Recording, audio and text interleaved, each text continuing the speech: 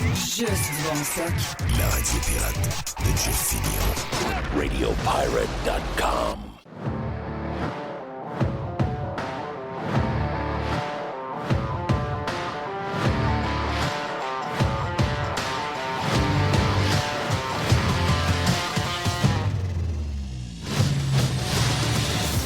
Hey, on a survécu au changement d'heure. Oui. Ouf. OK. C'est pas facile, hein? Ah non, c'est pas facile, on va dire. On fait pas ça. Une chance qu'on fait pas ça souvent. Hey. Oui. Non, méchante patente, là. On n'est pas habitué, là, de donner un coup de même, là. Ouf! Moi, entre ça et une opération à cœur ouvert, moi, je sais pas ce que je choisis. Ah non, écoute, changement d'heure, c'est incroyable, là. C'est une des épreuves les plus difficiles de la vie, là. Non, c'est nouveau, le changement d'heure. Qu'est-ce qu'il y a là-dedans, là? Sacrément, ça date de la guerre. Entouré de momounes. Griff, change ton heure, puis regarde, après ça, fonctionne comme tu veux. Ah, mais là, le travail, c'est plus 8 heures, c'est comme si on allait travailler à 7 heures. Ah oui. My God. Hier, il faisait super beau, là, ici à Québec. Là, il faisait beau. C'est le fun en fin d'après-midi que le soleil se couche plus tard. C'est très le fun. C'est vraiment le fun.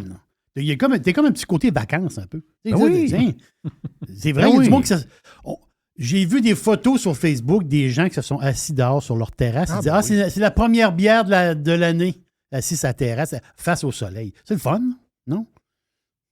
Ouais, moi, je vois rien de mal là-dedans. Là. Il y a zéro. C'est C'est parce que c'est comme si c'est la première fois que ça arrivait. J'ai jamais vu autant de monde. Hey, c'est-tu compliqué, hein? C'est-tu ci? Moi, j'aimerais mieux qu'on ait pas de changement d'heure, puis qu'on soit à l'heure avancée, puis que ça soit réglé une fois pour toutes, OK? Et c'est ce que tout le monde veut, mais là, ben quoi, que la gauche, elle veut ça aussi, pour d'autres raisons, mais elle veut avoir l'heure normale. Elle veut plus qu'on ait une heure de plus en été. Les autres, ils veulent. Ça, c'est une gang de contrarieux, une gang de mange-marde. Excusez-moi. Hey, Jerry, t'es bonne humeur? Bon week-end? Oui, On a jasé pas mal très beau week-end. Sur Radio Pirate Prime. On va avoir Yann Sénéchal dans les prochaines minutes. On aura une boîte avec Jerry. On aura également, pour finir, le Doc Boucher qui va venir faire un tour, nous jaser un peu. Toutes sortes de sujets aujourd'hui. Je vous dirais que, bon, ben écoute, on a jasé ensemble de plein d'affaires qui sont arrivées ce week-end, mais je vous dirais que une des choses qui ont retenu mon attention au cours de la fin de semaine, c'est toute l'histoire, je vous dirais, d'abord, il y a toutes sortes de nouvelles drôles d'une fin de semaine. Puis on prend comme un break, on décroche un peu, et quand on se rebranche pour voir qu'est-ce qui s'est jasé, il y a des affaires qui arrivent, tu te dis, c'est arrivé vraiment, ça devait être du monde de fin de semaine, puis il devait manquer de stock, je ne sais pas trop quoi, mais j'ai lu en fin de semaine un Netflix québécois pour être la solution pour bonifier l'offre télévisuelle. Oui. Donc, après le panier bleu, on aurait probablement un genre de Q-Flix, de CAC-Flix, de PQ-Flix. Je ne sais pas trop, là. La TV bleue. La TV bleue. On pourrait avoir un genre de TV bleue. Mais, il faut... c'est toujours surprenant. C'est toujours surprenant de voir. Et ça, c'est... Pour moi qui le dis, c'est toujours qui se prennent pour des... stars, là. Mais ça vient du milieu huppé. Ça vient de... Tu sais, nous autres, on est juste du petit monde, des caves, en plus. On le sait, on s'en est fait dire pas mal, là. Mais eux autres, ils sont comme supérieurs à ce que nous sommes, là, le petit monde. Et ils nous arrivent avec des affaires de même. C'est toujours intriguant un peu de voir que la crème de la crème arrive avec des idées, mais tu te dis, mais comment on peut être si cave? Comment? Y-tu vraiment quelqu'un? Puis j'ai pas cliqué sur l'article, je sais même pas si j'ai accès parce que j'ai pas d'abonnement, c'était dans le soleil, là. J'ai pas cliqué, j'ai pas lu l'article, j'ai juste vu la photo avec le titre. Donc, je ne peux pas vous dire qui exactement écrit ça, puis qui ont été voir, puis toute la patente. Là. Mais tu te dis, c'est quoi qui se passe au Québec pour qu'on arrive avec des crises de niaiserie de même? Tu sais, je veux dire, c'est assez évident que le modèle de Netflix est un modèle, d'abord, c'est hautement à risque. Est-ce que vous savez que Disney, c'est-tu gros, ça? Disney, c'est immense. OK. C'est une des plus grandes compagnies mondiales, Disney, hein? Et c'est une compagnie avec un énorme catalogue de contenu déjà et des franchises. Quand je parle de franchises, Est-ce qu'il y en a une plus grosse que Star Wars? Ça va être la plus grosse, je pense bien. Ben, ils l'ont. Oui. Et à un moment donné, il n'y a pas longtemps, ils ont crissé le boss dehors. Le grand patron, là, le gars qui faisait 50 millions par année, ils l'ont crissé dehors. Ils ont ramené qui? Ils ont ramené le boss d'avant qui a pris sa retraite. Ils ont dit, il faut que tu ramènes le bateau à bon port. Il dit, on saigne le sang. OK? On bleed de partout. C'est ce qui arrive. Disney Plus. Ça, c'est leur Netflix, eux autres.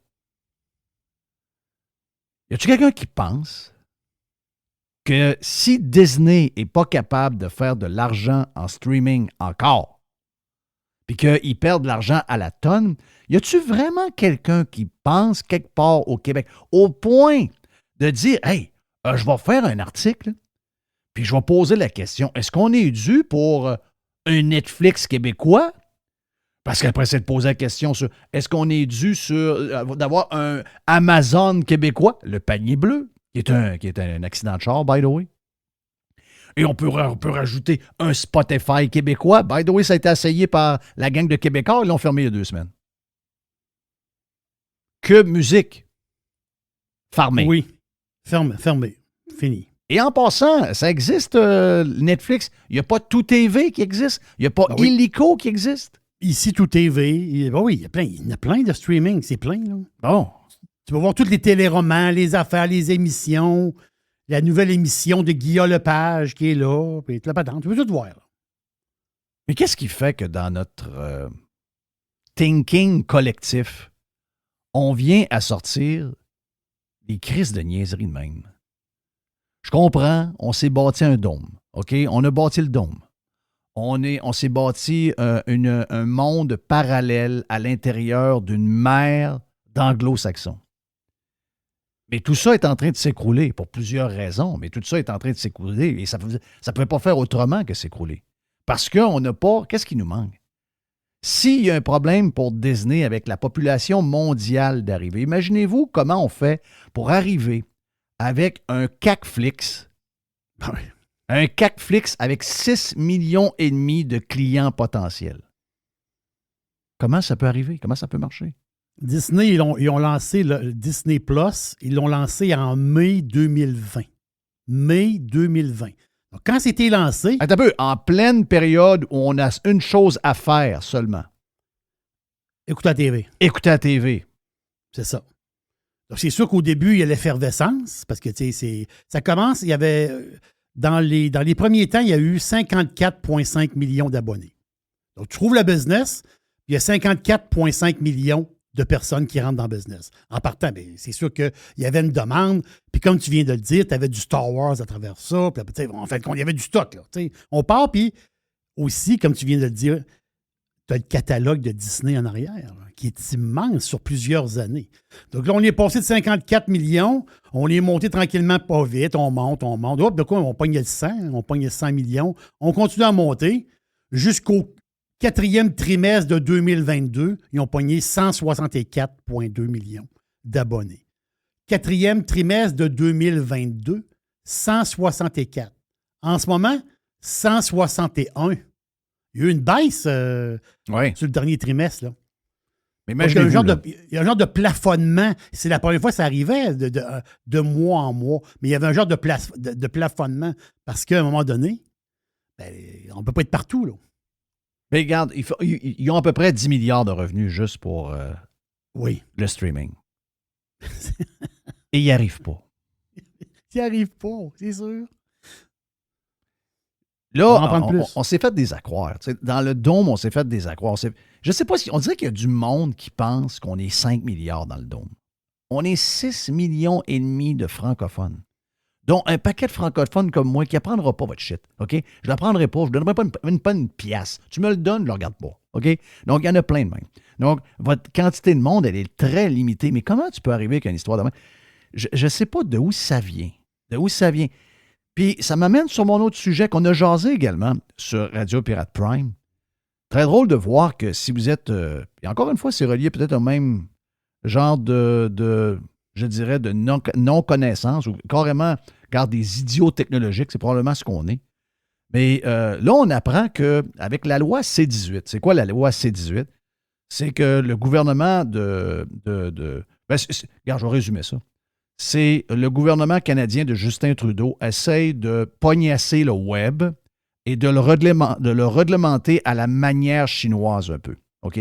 Donc, on essaye de bâtir un genre d'Internet canadien où les joueurs extérieurs qui s'en viennent chez nous devraient répondre à un paquet de règles qui sont dépendantes de la bonne volonté d'un politicien ou d'un haut fonctionnaire. Puis ces gens-là vont devoir s'adapter, sinon, probablement qu'on va les barrer carrément. On va barrer, on va s'arranger avec les fournisseurs d'Internet. On va dire, regardez, Spotify, il ne fait pas ce qu'on lui dit. On ne veut plus l'avoir sur votre Internet. Vous êtes branché à la maison avec Québécois, avec, je ne sais pas comment ça s'appelle, là. Québécois vous donne chez vous le câble puis le web. Mais quand vous allez sur l'application de Spotify, il n'y a rien qui marche. Oui. Parce qu'ils l'ont barré avec le fournisseur d'Internet. Je vais enlever mon Wi-Fi, puis je vais le mettre un VPN. Non, je vais vous le dire, ils vont réussir à le barrer à la base. Vous ne le trouverez même pas. OK? Parce que ça, ils vont mettre des règles. Jamais personne n'a voulu réglementer le web. Ils veulent réglementer le web et ils veulent surtout réglementer les grands joueurs comme Facebook, Google et ces joueurs-là qui, semble-t-il, volent le contenu de compagnies québécoises et canadiennes. C'est incroyable. Donc, ils volent. Ah ouais, comment ils font pour voler? Ils s'approprient les nouvelles de nos médias. Ils les volent et ils font de l'argent avec. Donc, nous, on veut que ça cesse. Et on veut de l'argent pour compenser pour le vol de contenu. OK, là, on essaye de savoir. On a encore fait une grande analyse tout à l'heure sur Radio Pirate Prime. On a fait ça, moi, Jerry, puis Mr. White. On a essayé de comprendre la patente. Puis je vais vous annoncer tout de suite qu'on est arrivé à la conclusion qu'on a une gang de totons qui sont soit des élus ou encore des fonctionnaires qui n'ont aucune idée comment le web se passe et ils n'ont aucune idée comment Facebook se passe. Donc, là, Facebook a annoncé quoi? Facebook a annoncé que si jamais la loi C-18 passe, moi, ça ne changera pas grand-chose. Un, je ne suis pas très Facebook. Puis deux, des nouvelles sur Facebook, j'en vois pas. Donc, les nouvelles sur Facebook, il n'y en aura plus. Donc là, je m'en vais sur Twitter, je vois la nouvelle du Globe and Mail. Puis je regarde en dessous les commentaires des gens, puis les Canadiens ne sont pas plus bright que les Québécois, là, sont complètement mêlés. Maudite bonne nouvelle, très, très, très mauvais de s'informer sur Facebook. C'est pas des nouvelles qui sont vraies, c'est pas des nouvelles crédibles. Il faut que les gens prennent leurs nouvelles avec les médias traditionnels. Ah oui, les autres, c'est crédible. Wow, ça, c'est une autre affaire. Mais là, je dis, mais un peu, ça, c'est un qui dit 2, 53, 104, il y a 200 commentaires, c'est tout pareil. Ouais, très bonne nouvelle, oui, protéger le monde s'informe sur Facebook. Oui, mais le monde s'informe sur Facebook. Facebook ne crée aucune nouvelle. C'est justement ce qu'on dit. Oui, mais les gens qui sont sur Facebook, c'est une nouvelle du Globe and Mail qu'ils voient. Quand elle est sur Facebook, elle n'est plus bonne. C'est quoi l'affaire? Anyway, ça, c'est une vision. Et l'autre gang disent, ouais, c'est parce que là, ça, c'est la gang de politiciens puis la gang de fonctionnaires. C'est parce que quand vous prenez vos nouvelles du Journal de Montréal ou vos nouvelles de TVA Nouvelles ou de Radio-Canada, c'est que Facebook vole les nouvelles. Mm-hmm. C'est un peu ce que PKP a dit d'ailleurs. Ils volent les nouvelles. Puis à partir de là, ils prennent la publicité puis ils font de l'argent sur notre dos. Je vais prendre les paroles de PKP. Pourquoi on se ferait piquer notre contenu sans avoir une juste part? Bon, la madame, elle, de Facebook, elle a dit, la porte-parole de Facebook au Québec et au Canada, elle dit, elle dit, nous autres, on va bloquer ça. Et je pense que ça et c'est exactement comme moi je le vois. Tu sais, je dis, Facebook ne vole rien. Il vole rien. C'est que les gens mettent leurs nouvelles dessus. C'est soit vous. Vous êtes allé dans le site du Journal de Montréal. Vous avez pris une nouvelle, puis vous décidez de la mettre sur votre mur. Facebook n'a rien fait. Là. C'est une madame qui l'a mis. Mais si, mettons, vous cliquez sur la nouvelle que votre ami a mis, en l'ouvrant, vous voyez l'article du journal. Et vous voyez la pub dans l'article. La pub qui va à qui? Au Journal de Montréal. Exactement. C'est une pub, c'est un article probablement que la personne qui a cliqué dessus n'aurait jamais vu. Mais elle l'a vu via une amie qui l'a mis sur son compte Facebook. OK? Ben, Facebook dit, à partir de maintenant, vous ne pouvez plus le faire. OK? Si, mettons, la loi passe, vous ne pourrez plus faire ça. Parce que nous autres, on nous demande de verser un montant pour quelqu'un qui fait ça. Ben, dit, voici ce que la porte-parole dit. Elle s'appelle Lisa Laventure. Elle dit, Meta va enlever donc les nouvelles sur ses plateformes de Facebook et Instagram si la loi arrive. On a pris cette décision-là parce que cette loi, si elle est adoptée, l'obligera à payer les médias pour des liens ou des contenus qu'elle n'a pas elle-même affichés. Facebook n'affiche jamais rien. Ben non. Ben c'est ça. Le ministre qui s'occupe du dossier, là, c'est Pablo Rodriguez. Ah, lui, il est fatiguant. Ah oui. Lui, d'après moi, il n'est pas capable de prendre ses emails. Mais mettons que Pablo Rodriguez est avec nous autres. Moi, mettons, je pose une question. Je dis, quand je vais sur Facebook, puis je vois vos photos de vacances, là. Vous êtes allé, mettons, ou je vois vos photos, vous êtes au Parlement. Là. Facebook, est-ce que Facebook vole vos photos dans votre téléphone? Ben, il va dire non. Ben, c'est ça. Il ne te vole rien, Facebook. C'est toi qui émets. Ben oui, c'est toi qui émets. Ben, c'est toi qui mets les photos. C'est toi qui mets les photos. Ça se peut pas qu'ils comprennent. Mais comment ça qu'il faut expliquer ça, sérieux? Voyons donc. C'est le bout que je comprends pas, là. Tu sais, c'est sûr que Facebook va dire, mais là, Facebook menace. Mais il menace pas. Mais comment ils pourraient payer pour quelque chose qu'ils n'ont pas pris? C'est toi qui émets. C'est toi qui émets. Ben, vu que c'est toi qui émets, arrête d'émettre. Je les mets moi-même. Puis là, tu dis, hey, tu m'as volé mes articles. Ben non, Chris, tu les mets. Ouais, là, vu que tu as volé mes articles, tu veux rien entendre. Vu que tu as volé mes articles à cette heure, à chaque fois que quelqu'un clique dessus, je veux que tu me payes. Oui. Ben là, l'autre dit, mais non, mais j'ai pas rien volé. C'est toi qui les as mis. Non, tu les as volés, puis là, en plus, faut que tu me payes. Ben, Chris, tu comprends pas, là, ni de la tête, ni du cul. Regarde, on va régler ça bien simple. À partir d'aujourd'hui, tu n'es plus capable de loader rien. Ça, c'est clair? Tu peux plus mettre tes nouvelles. Tu es en train de me dire que je les vole alors que c'est toi qui les mets. Puis parce que tu me dis que je les vole, tu te me demandes de l'argent. C'est complètement fou. Ben, on a fait une gang de malades. C'est une gang de sautés. Mais imaginez-vous, c'est facile à comprendre pour les gens qui sont un peu là-dedans, mais imaginez-vous que c'est géré de même à grandeur. Quand ils faisaient les réunions à la SAAC, puis à toute la patente, ça veut dire que c'était géré en innocent de même. Quand quelqu'un est arrivé, hey, pour identifier, on va leur demander un numéro d'avis de cotisation. Faut-tu être un maudit cave dans le coco? Ça, c'est très bizarre. Qui c'est qui traîne ça, des avis de cotisation sur eux autres à tout bout de champ pour être identifié? J'ai jamais vu ça de ma vie. Une identification à partir d'un avis de cotisation d'impôt. C'est qui le cave qui est venu au monde? Ben, qui est venu au monde puis qui est arrivé dans une réunion puis qui a dit, ben oui, mais on va se faire ça, j'ai une bonne idée, moi, ça serait une bonne affaire, ça. Il n'y a pas personne alentour de la table qui a dit, ben ça existe où, ça, qu'on utilise un avis de cotisation pour s'identifier? Y a-t-il une autre place dans le monde? Partout sur la Terre, c'est numéro d'assurance sociale, ton adresse. Voyons, j'ai encore fait hier, je me suis encore inscrit à une patente importante du gouvernement, ici en Floride. Ils m'ont demandé, j'ai un numéro d'assurance sociale, j'ai mon numéro de permis de conduire de l'État de la Floride. J'ai tout fait les affaires, puis bang, je suis arrivé. Et personne ne m'a demandé mon avis de cotisation. De où ça vient, ça? Ben ça, c'est parce que il y a c'est une tribu d'idiots. Ce que tu veux que je te dise? On est entouré de caves alentour de nous autres, puis on a des preuves de ça. Puis moi, il y a plein de... Ça, je connais un peu. C'est un peu des affaires que je suis capable de dealer avec. Mais il y a plein d'affaires que je connais pas, que c'est pas mon domaine. Mais moi, je me fie à cette gang de caves-là à qui on donne plein d'argent pour gérer les affaires.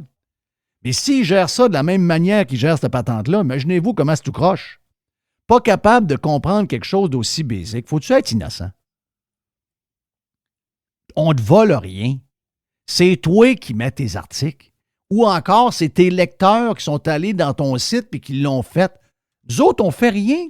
On ne produit rien. On est une plateforme où les gens déposent. Bien, si tu ne comprends rien, on ne te donnera plus accès à notre plateforme. Ça, c'est clair? Parce qu'on ne donnera pas une scène. Parce que si on commence à donner de l'argent à tout le monde pour ce que toi, tu veux, alors qu'on ne fait rien de ça, ben nous autres, notre business est fini. Donc, on va protéger notre business, on te barre. Mais ils ne comprennent pas plus. Mais ils vont en souffrir, là. Les grands médias. Parce que c'est l'ancien directeur général de Radio-Canada. Ah, le gars de Sortons les poubelles. Ouais, le grand admirateur de Sortons les poubelles. Monsieur Saunier. Saunier. Lui, il dit le modèle d'affaires des médias s'est écroulé complètement au cours des dernières années. Il dit qu'ils ont perdu 80% de leurs revenus publicitaires en ligne. Ding dong. Il dit c'est à cause de Facebook puis de Google. Moi, je pense que c'est surtout parce qu'ils sont mauvais et sont contre le monde. Là. Mais comme tu as dit tantôt, si je vais sur Facebook puis je vois une nouvelle et je veux en savoir plus, je clique dessus. La publicité que je vois, c'est la publicité à qui? C'est la publicité du journal. Bon. Qu'est-ce que tu veux? Mais ça se peut aussi que le monde ne clique pas sur la nouvelle. Comprends-tu, Patton? Parce que la nouvelle, ça ne les intéresse pas. Puis ça se peut ça aussi, là. T'es comme un client, Jeff. Saunier, lui, là, il dit que leur baisse. Parce que premièrement, là, on va se le dire, là, la presse est officiellement fermée. Là. C'est officieusement fermée. C'est un journal en faillite. S'il n'y a pas 60% des salaires des journalistes qui sont payés par le gouvernement, comme c'est le cas, puis plus tout l'argent qui est arrivé pendant la COVID, ce journal-là est fermé depuis un an et demi. Là. Puis probablement que Desmarais pitch un peu d'argent. Puis, vous voyez la décroissance de TVA Nouvelles, là, Maxime Landry qui est parti, puis, regarde, c'est le bordel, là. C'est le bordel, là. C'est plus viable. Là. Mais c'est plus viable parce que ils sont mauvais, Chris. C'est ça, là. La presse sont en anxiété à longueur de journée sur le climat, là. Ensuite, t'as l'ancien maire de Québec qui règle ses comptes à longueur de semaine. T'as un genre de gars qui ne connaît pas le hockey qui est là depuis 15 ans. Avant, ces gens-là, ils vendaient un papier journal. Puis ils vendaient de la pub dedans. Puis ils ne savaient pas si le monde voyait la pub, mais ils vendaient ça à des prix de fou. Et du jour au lendemain, on a su combien de gens lisaient l'article. Là. Et là, on sait combien tu vaux. Puis voici les standards. Donc, quand il y avait un journal en papier, puis on mettait une annonce de 2 pouces par 2 pouces, qui était vendu 3500 $ pour une journée, en page 47. Tu n'es pas capable de vérifier combien de monde l'ont vu. Tu ne peux pas savoir. Ça se peut qu'il n'y ait personne qui l'a vu. C'était des estimations. Oh oui. C'était une des pires crosses. Ils ont vécu là-dessus pendant des années et des années et des années. OK, la première page en bas comprend. Le derrière du journal comprend. Mais la page 47 vendue 3500 $ pour une journée, une des pires crosses de l'histoire. Et il y en avait des crosses de même. Il y avait 10 annonces par page à 3500 $ par jour. Ah non, ça. Ils ont fait le party, ils ont fourré tout le monde. Et du jour au lendemain, arrive Internet. Et là, maintenant, on se rend compte que l'article qu'il y avait en page 47, on le sait combien de fois il est lu. Il est lu 729 fois. Ben, 729 fois, si ça vaut 5 $ le 1000, ben, okay. Le 3200 $ où il y avait 4 annonces, donc il y avait 12 000 $ d'annonces dans la page 47, ben, ça vaut 3,50 $. OK. Là, c'est la vérité, là. Après ça, vous vous demandez pourquoi le modèle ne marche pas. C'est pas le modèle d'aujourd'hui qui ne marche pas. C'est celui où ils ont fourré tous les annonceurs pendant 40 ans, où on devrait quasiment mettre du monde en prison. C'est lui le bout qui ne marchait pas. Où ce que les gens faisaient des gros salaires à nous raconter toutes sortes de sottises, toutes sortes d'histoires, pas travailler, une gang de... Écoute, des journalistes, c'est pas les gens les plus travaillants. On a découvert avec les années, finalement, qu'on avait affaire à une brochette de gens qui nous racontaient pas mal n'importe quoi. On l'a découvert, puis là, ben, ils sont devenus bien insultés comme ça qu'on les a découverts. Le WEG nous a permis de trouver plein d'affaires. Puis là, on le sait maintenant que c'est une gang d'incompétents, une gang de saucés un peu émotifs qui nous écrivent n'importe quoi à tout bout de champ, une gang d'anxieux. Là, les changements climatiques. Il y a un an, il était sa patente pour nifler du nez parce qu'on peut mourir. C'est ça à longueur de journée. Le monde, on dit, sais-tu quoi? Je t'ai lu pendant longtemps, mais là, finalement, je ne veux plus te lire, tu m'énerves. Donc, c'est double dip, là. Le modèle a changé, puis le monde ne veut plus te lire. Comment la fin peut être autrement? Sauver, à un moment donné, par le gouvernement avec un salaire à 60% subventionné à longueur d'année, pas pour un an, pour l'éternité. Pour toujours, wow. C'est ça, là. En plus des 200 quelques millions de dollars donnés aux médias pendant la COVID. Et là, ils se disent, hey, c'est le fun en crif. Raconter n'importe quoi dans le journal, raconter toutes sortes de sottises, toutes sortes de faussetés, puis toujours gagner 120 000 par année en travaillant en presse. Puis là, on pourrait avoir de l'argent on the side de Facebook, mais on pourrait continuer à être mauvais. Wow!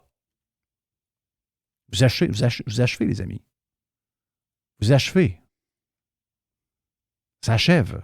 Beaucoup de gros joueurs qu'on pensait qui étaient là pour l'éternité vont s'effondrer dans les prochaines années. Et Facebook ne vous sauvera pas. Facebook va se sauver. Facebook va faire autre chose. Ils vont juste mettre des photos, des vacances, des patentes de même. Anyway, vos nouvelles, on ne veut pas sur Facebook. Laissez-nous tranquille avec vos nouvelles. Voilà. Donc, voilà pour... Yann Sénéchal est stand-by. Faut y aller pour Yann. La boîte avec Jerry. On a le Doc Boucher également dans le dernier bloc. Donc, ben du stock aujourd'hui sur Radio Pirate Live. On vient. RadioPirate.com. A definite breakthrough step in home entertainment. This is going to give you the energy to go on. Radio Pirate. La boîte à Jerry après. La boîte à Jerry. Beaucoup de choses dans la boîte. On a fait un gros bout ce matin sur le Prime. Je sais que tu as plein d'autres sujets, mais il y a beaucoup de choses au cours du week-end. Et on a Yann Sénéchal avec nous autres. Puis c'est un peu des sujets que je t'ai parlé dans la boîte tantôt que je veux entendre le point de vue de notre chum Yann, sa vision sur ce qui est arrivé vendredi, entre autres. J'ai 3 affaires qui sont arrivées à peu près vendredi. SVB Financial, OK? Ça, c'est la 16e banque d'importance aux États-Unis. Elle est considérée comme une grande banque. Et cette banque-là, comme il peut arriver à bien des banques, est arrivé à une rumeur comme de quoi que ça commençait à shaker un peu. Et des gros joueurs, quand ont entendu la rumeur, ont décidé d'enlever leur cash. Entre autres, je vais prendre l'exemple de Roku. OK? Les bourses aujourd'hui ont ouvert un peu de travers à cause de ça. Ça s'est replacé un peu plus tard. Mais Roku a perdu en ouverture à peu près 10 % de sa valeur. Roku, c'est une balle de ping-pong, là, mais je veux dire, c'est pas la première fois que ça perd 10. Mais là, la raison, c'est que Roku avait de l'argent dans son compte de banque avec la SVB, a réussi à récupérer une partie seulement. Et là, on se demandait tout le week-end, écoutez, qui sont touchés par ça? Mais c'est surtout la confiance envers le système financier, la confiance envers les banques, un point où le monsieur qui fait des pocs brunes dans ses shorts, un peu endormi, s'est réveillé ce matin, puis il a dit, là, il faut que je parle au monde, il faut que je les rassure, puis je leur dise que le système financier est solide, puis on est en contrôle. Le Canada a également une division canadienne de SVB. Le gouvernement est arrivé tout de suite pour bailer out donc, finalement, les banques n'ont pas beaucoup de stress si jamais elles se comportent mal. Puis des banques, probablement que si tout le monde décide d'aller chercher leur argent en même temps, des banques qui sont dans la merde, d'après moi, c'est la majorité des banques. Qu'est-ce que ça te dit, cette histoire-là? Puis qu'est-ce que ça a peut-être... est-ce qu'il y a un lien avec ce qui se passe en économie en arrière, donc les taux qui augmentent, puis toute la patente? Y a-t-il quelque chose de plus gros qu'on ne voit pas avec l'histoire de SVB Financial? Écoute, il y a tellement de choses à dire là-dessus, puis je vais faire le tour avec toi, là, vraiment point par point.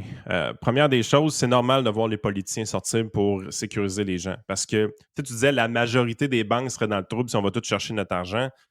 C'est pas la majorité, c'est 100% des banques. 100% sont dans le trouble si on va tous chercher notre argent. Le réseau bancaire est construit de même. Puis, je vais vous l'expliquer un peu. On va revenir vraiment longtemps dans le temps, mais les premières banques au monde qui existaient, là, c'était dans le temps qu'on avait des écus d'or, des choses comme ça. Là.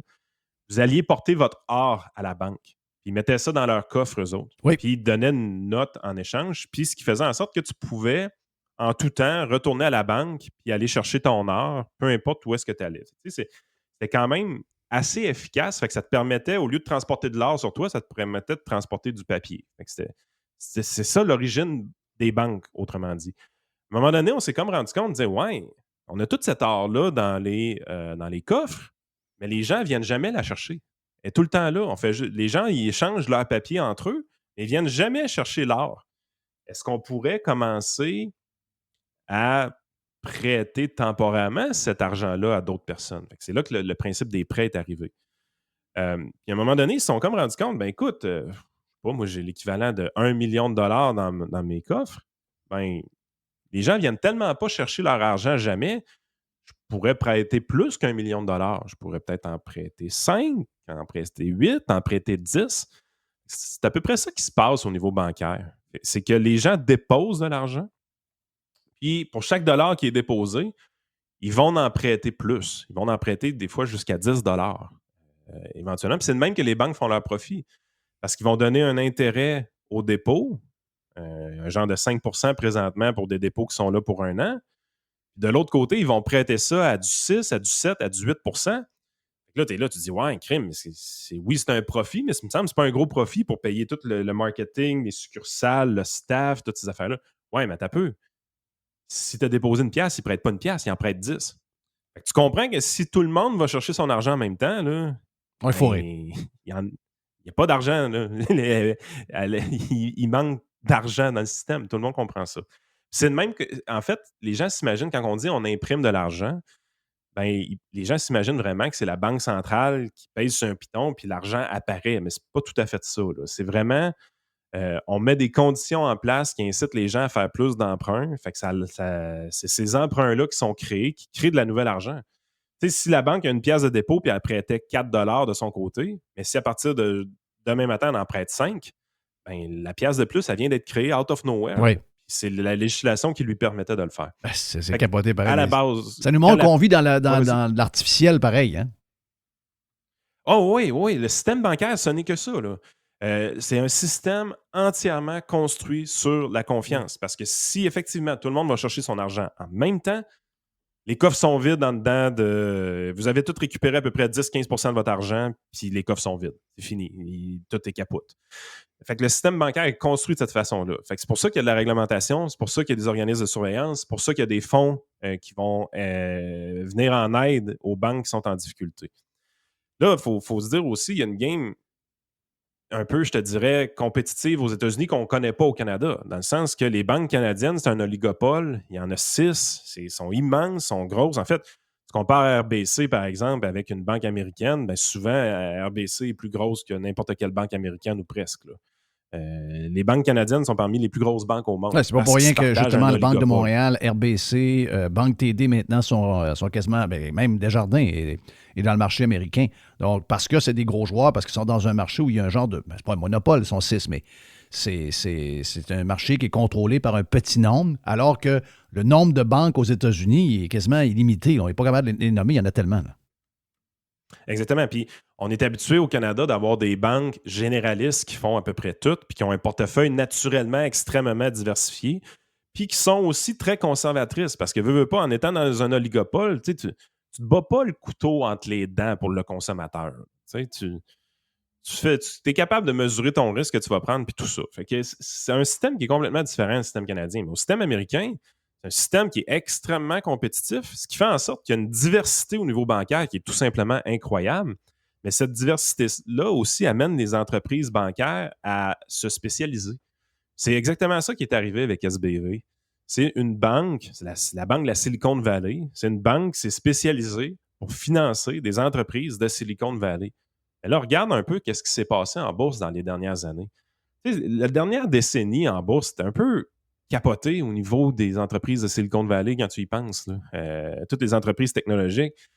Oui, on a les gros joueurs qu'on connaît, là, les Tesla de ce monde et tout ça, mais il y a aussi n'importe quelle petite start-up, tu sais, les fameuses licornes ou les unicorns qui font partie de la terminologie financière aujourd'hui.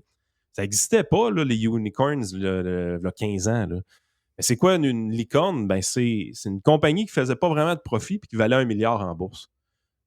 Une licorne présentement qui est bien connue, par exemple, c'est Uber. Uber n'a jamais vraiment fait d'argent, là, cette compagnie-là. Là. À notre grand bénéfice. les rides de taxi sont moins chers grâce à eux. On se fait livrer de la bouffe à la maison avec Uber Eats. C'est magnifique, c'est une belle application, c'est fonctionnel, c'est le fun, c'est convivial. En bout de ligne, comme actionnaire d'Uber, Christy, ils font pas de profit, sacrément. Maintenant, c'est quand vous allez en faire des profits. ils ont eu une décennie où est-ce que l'argent était facile à faire. Puis ça, c'est ce qu'on connaît, mais ce que les gens connaissent moins, c'est la création de ces fameuses licornes-là, comment ça marchait. Ben là, on a telle idée de développement, tel projet qu'on va créer. On prend des brains, des gens qui ont étudié à Stanford, puis vous allez voir, ça va être capoté. On ramasse du financement. Première ronde de financement, vos actions valent toutes 10 000 $ chaque. OK, parfait. Après ça, deuxième ronde de financement, OK, vos actions valent toutes 20 000 $. Fait que là, ouais, j'ai doublé mon argent en un an. C'est de beau placement, tu sais. Là, troisième ronde de financement, ça vaut 50 000, puis après ça vaut 200 000, puis là, on va rentrer en bourse, puis vous allez pouvoir vous vendre vos actions, vous rembourser votre investissement initial. Puis quand tu as un marché qui est en train de créer une bulle, parce qu'il y avait une bulle technologique. Le party était pogné, comme tu veux dire. Le party était pogné, puis là, la cloche a sonné, la musique a arrêté, puis il y avait beaucoup de joueurs, puis il y avait 4 chaises.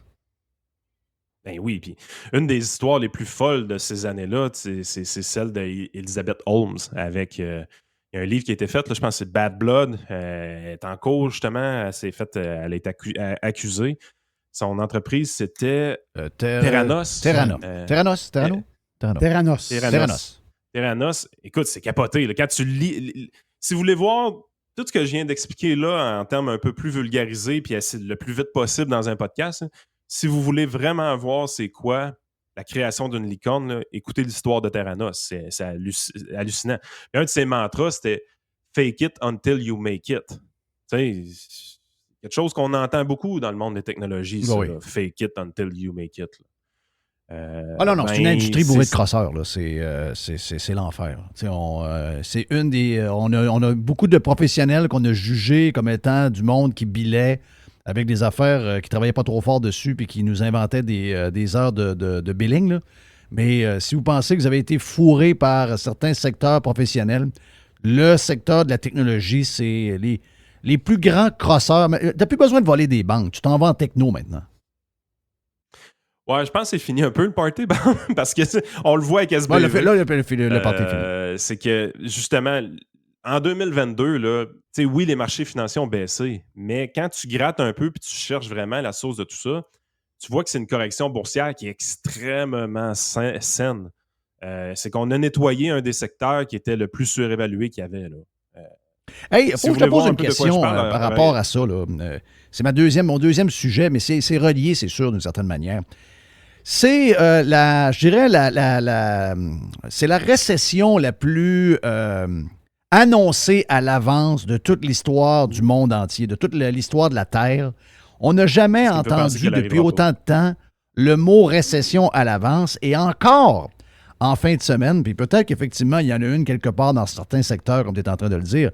Mais je veux dire, elle ne semble pas vouloir arriver parce que malgré tout ce qui arrive, malgré tout ce qui pourrait arriver avec les histoires de taux d'intérêt, puis justement des emplois qui revolent dans le secteur de la technologie, il s'est encore créé aux États-Unis, puis je sais que le Canada a eu, puis le Québec a eu des très bons chiffres en fin de semaine, mais aux États-Unis, les chiffres, c'était 500 000 jobs en fin de semaine. On attendait 186 000 jobs. Le taux de chômage est à 3,4 %. Et moi, je suis au monde depuis 1967. Et à chaque fois qu'on me dit qu'il y a de la création d'emplois, habituellement, tout le monde est content. Et là, à l'inverse, depuis vendredi, beaucoup de gens sont très nerveux de voir que les jobs continuent de se créer de même. Je comprends plus rien dans cette histoire-là. C'est quoi que l'histoire, là? C'est pas une bonne nouvelle, la création de jobs, maintenant, là? En fait, c'est là que tu vois que nos marchés financiers, pour les nouvelles de court terme, sont dopés à l'héroïne, sont dopés au bas taux d'intérêt. Dans le sens que les fluctuations de court terme sont entièrement basées sur est-ce que les taux vont monter ou vont baisser? Est-ce que les taux vont monter ou vont baisser? Les tendances de long terme, c'est pas ça. Mais les tendances de court terme, c'est toujours ça. Sauf qu'il y a une nouvelle qui vient changer un peu notre perspective par rapport à ça, bien, ça switch. Fait que quand tu arrives, puis que les chiffres que tu as donnés, je pense que c'est les chiffres de janvier, parce que c'était 500 000 en janvier, puis c'était 311 000 en février, mais on attendait quand même moins que ça. Fait qu'on a battu les expectations. Fait que oui, c'était... Toi puis moi, on comprend que plus de jobs, ben, c'est bon pour tout le monde. Puis la raison pourquoi il y a plus de jobs, ben, la banque de mise en candidature est toujours encore très élevée, mais le taux d'emploi, le taux de participation au marché de l'emploi augmente depuis un temps. Donc, c'est même plus le chômage qui baisse. Présentement, ça ne sert à rien de regarder le taux de chômage. Ce qui se passe vraiment, c'est des gens qui n'étaient pas considérés dans le taux de chômage parce qu'ils avaient arrêté de travailler, puis là, ils retournent sur le marché de l'emploi présentement. Probablement à cause de l'inflation, on pourrait penser ça assez facilement. Fait que tu es vraiment dans une position où ce que tu dis, OK, c'est bon, il y a plus de gens qui participent au marché de l'emploi, il y a plus d'emplois qui sont créés, c'est bon pour l'économie. Sauf que si c'est bon pour l'économie, ça veut dire qu'il y a moins de chances que l'inflation arrête. Ça veut dire que les taux d'intérêt risquent de continuer de monter. Nos marchés financiers sont dopés au bas taux d'intérêt. Donc, on perçoit ça, surtout sur le Nasdaq, comme une mauvaise nouvelle. Les bourses, présentement, sont vertes. Mais pourquoi ils sont vertes? Je ne cherche pas plus loin. C'est pas à cause, là, tu dis crime avec SBV, nanana, ça devrait planter, puis tout ça. Ouais, mais avec SBV, justement, les taux d'intérêt de 10 ans, ils ont passé de 4 à 3,5 %. Le marché, présentement, au niveau obligataire, commence à envoyer comme signal qu'il doute que les taux d'intérêt vont augmenter autant que ce que Powell dit depuis une semaine ou deux. Fait que tu es comme dans une position où est-ce que le marché boursier, lui, de son côté. Là, tu me dis que les obligations, parce que c'était ma question, là. Je me place dans la position de quelqu'un qui a un peu d'argent, puis qui a un peu d'argent. Là, on travaille fort pour garder quelques dollars, puis on les donne à toi, puis toi, tes places, puis tout ça. Oui. Et là, on regarde ça, là, puis on se dit, bon, écoute, on nous annonce, parce qu'on est dans l'époque où tout le monde annonce l'apocalypse tout le temps. Là. On va manquer de ci, on va manquer de ça, on va voir ci. Regarde, c'est l'époque la plus anxieuse de toute l'histoire de l'humanité. Là. Donc, on est toujours avant les mauvaises nouvelles. Moi, si, mettons, là, je me dis, OK, la prochaine année, là, je trouve que je devrais peut-être me sortir de la bourse puis prendre une pause. Ou encore, j'ai un héritage. Tiens, on va prendre un exemple même plus facile. J'ai un héritage, j'ai 100 000 qui m'arrivent.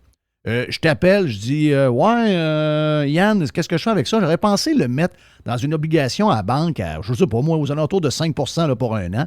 Puis on verra dans un an si le marché, il prend une tendance vers la hausse ou encore il s'en va vers le bas parce qu'il y a plein de gens qui disent, ça va sur les tribunes, ils vont voir RDI, ils vont voir Radio-Canada, puis hey, là, ça va planter, puis ça va planter, puis ça va planter.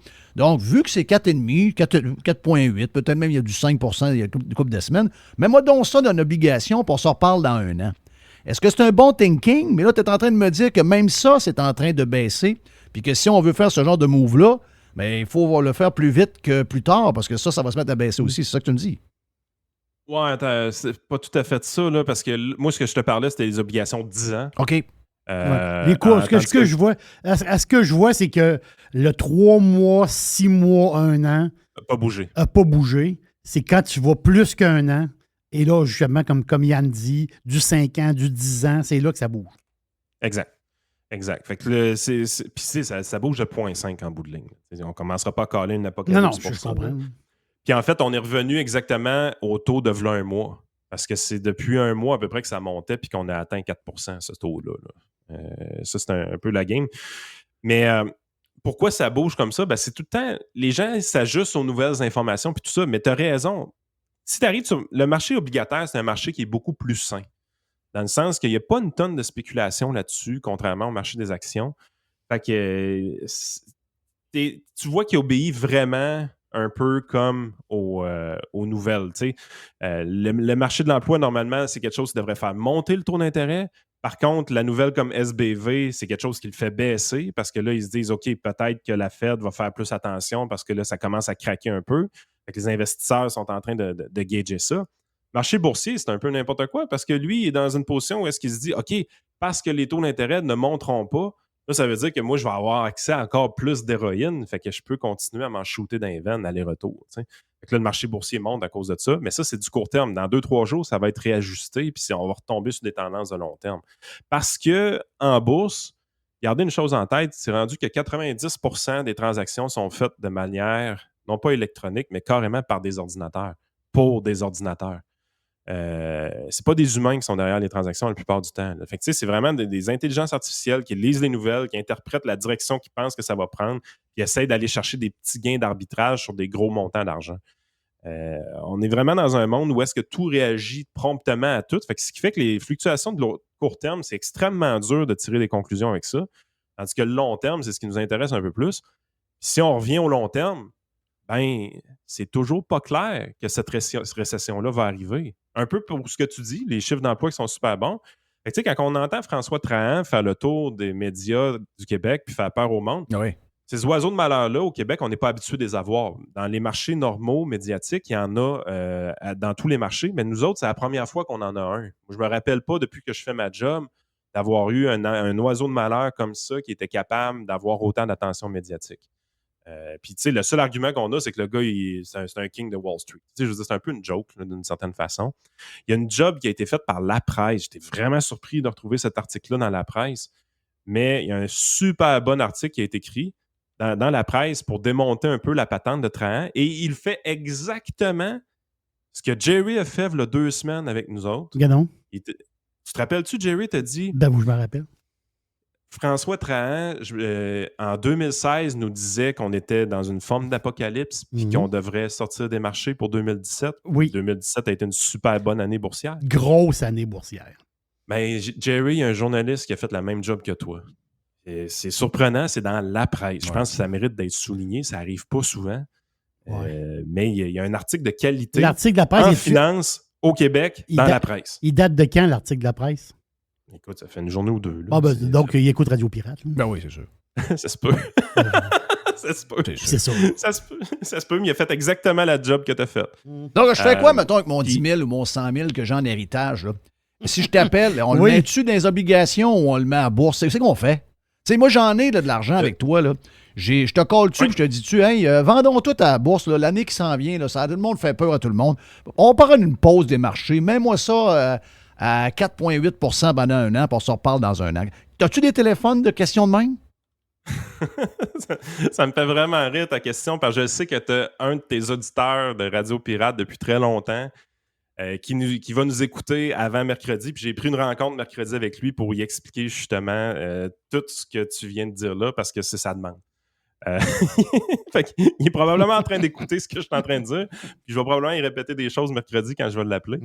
Mais oui, j'en ai des appels par rapport à ça. Parce que, tu sais, il faut le dire aussi, les comptes de placement garantis sont extrêmement alléchants présentement. Tu sais, on est capable de signer du 5 % un an garanti.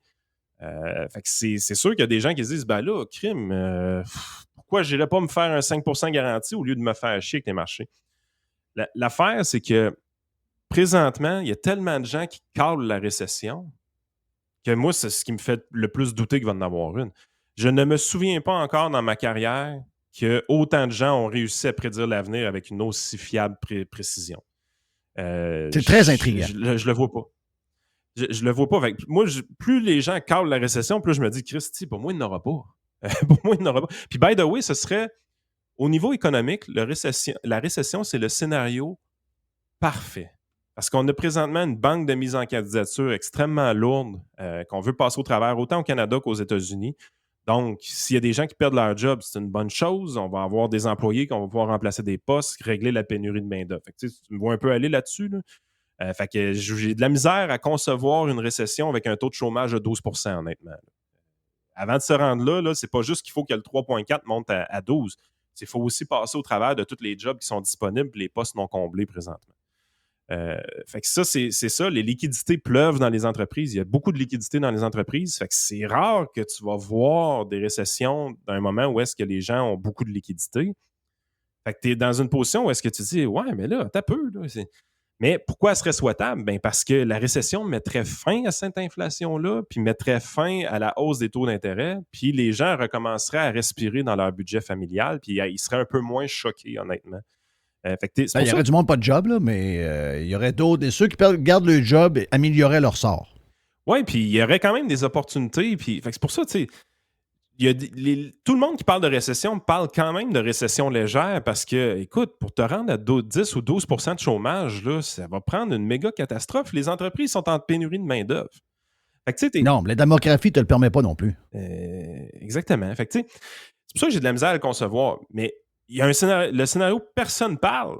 C'est vraiment celui que l'inflation, elle ne sac pas son camp. Elle est toujours là, elle est toujours présente. Puis elle perdure, puis on est obligé de continuer à augmenter les taux d'intérêt. Vos salaires vont augmenter dans cette situation-là, puis ils vont augmenter encore plus que vous pensez. Donc finalement, on reste en bourse. La réalité, c'est que je ne sais tellement pas où est-ce que la bourse va, que pour moi, là, perdre 30 %, c'est aussi pire que manquer le prochain 40 %. Là. Puis quand tu regardes les mouvements boursiers, là, c'est souvent des années extrêmement plates. Il y a beaucoup d'années où ce que tu vas faire 6 %, 7 %, 1 %, moins 3 %, moins 5 %. C'est beaucoup des années plates, la bourse. Mais tu as des années que tu t'en perds 30, t'en perds 40. Ça, c'est ceux-là qui nous marquent à vie. Mais tu as aussi des années où est-ce que tu fais 30-35. 2013, c'est la dernière fois qu'on a vu une année de même. 2017, l'année que François Trahan disait qu'il fallait sortir de la bourse, on parle d'un 20% à peu près. 2021, on parle de 21-22% de rendement qui a été fait.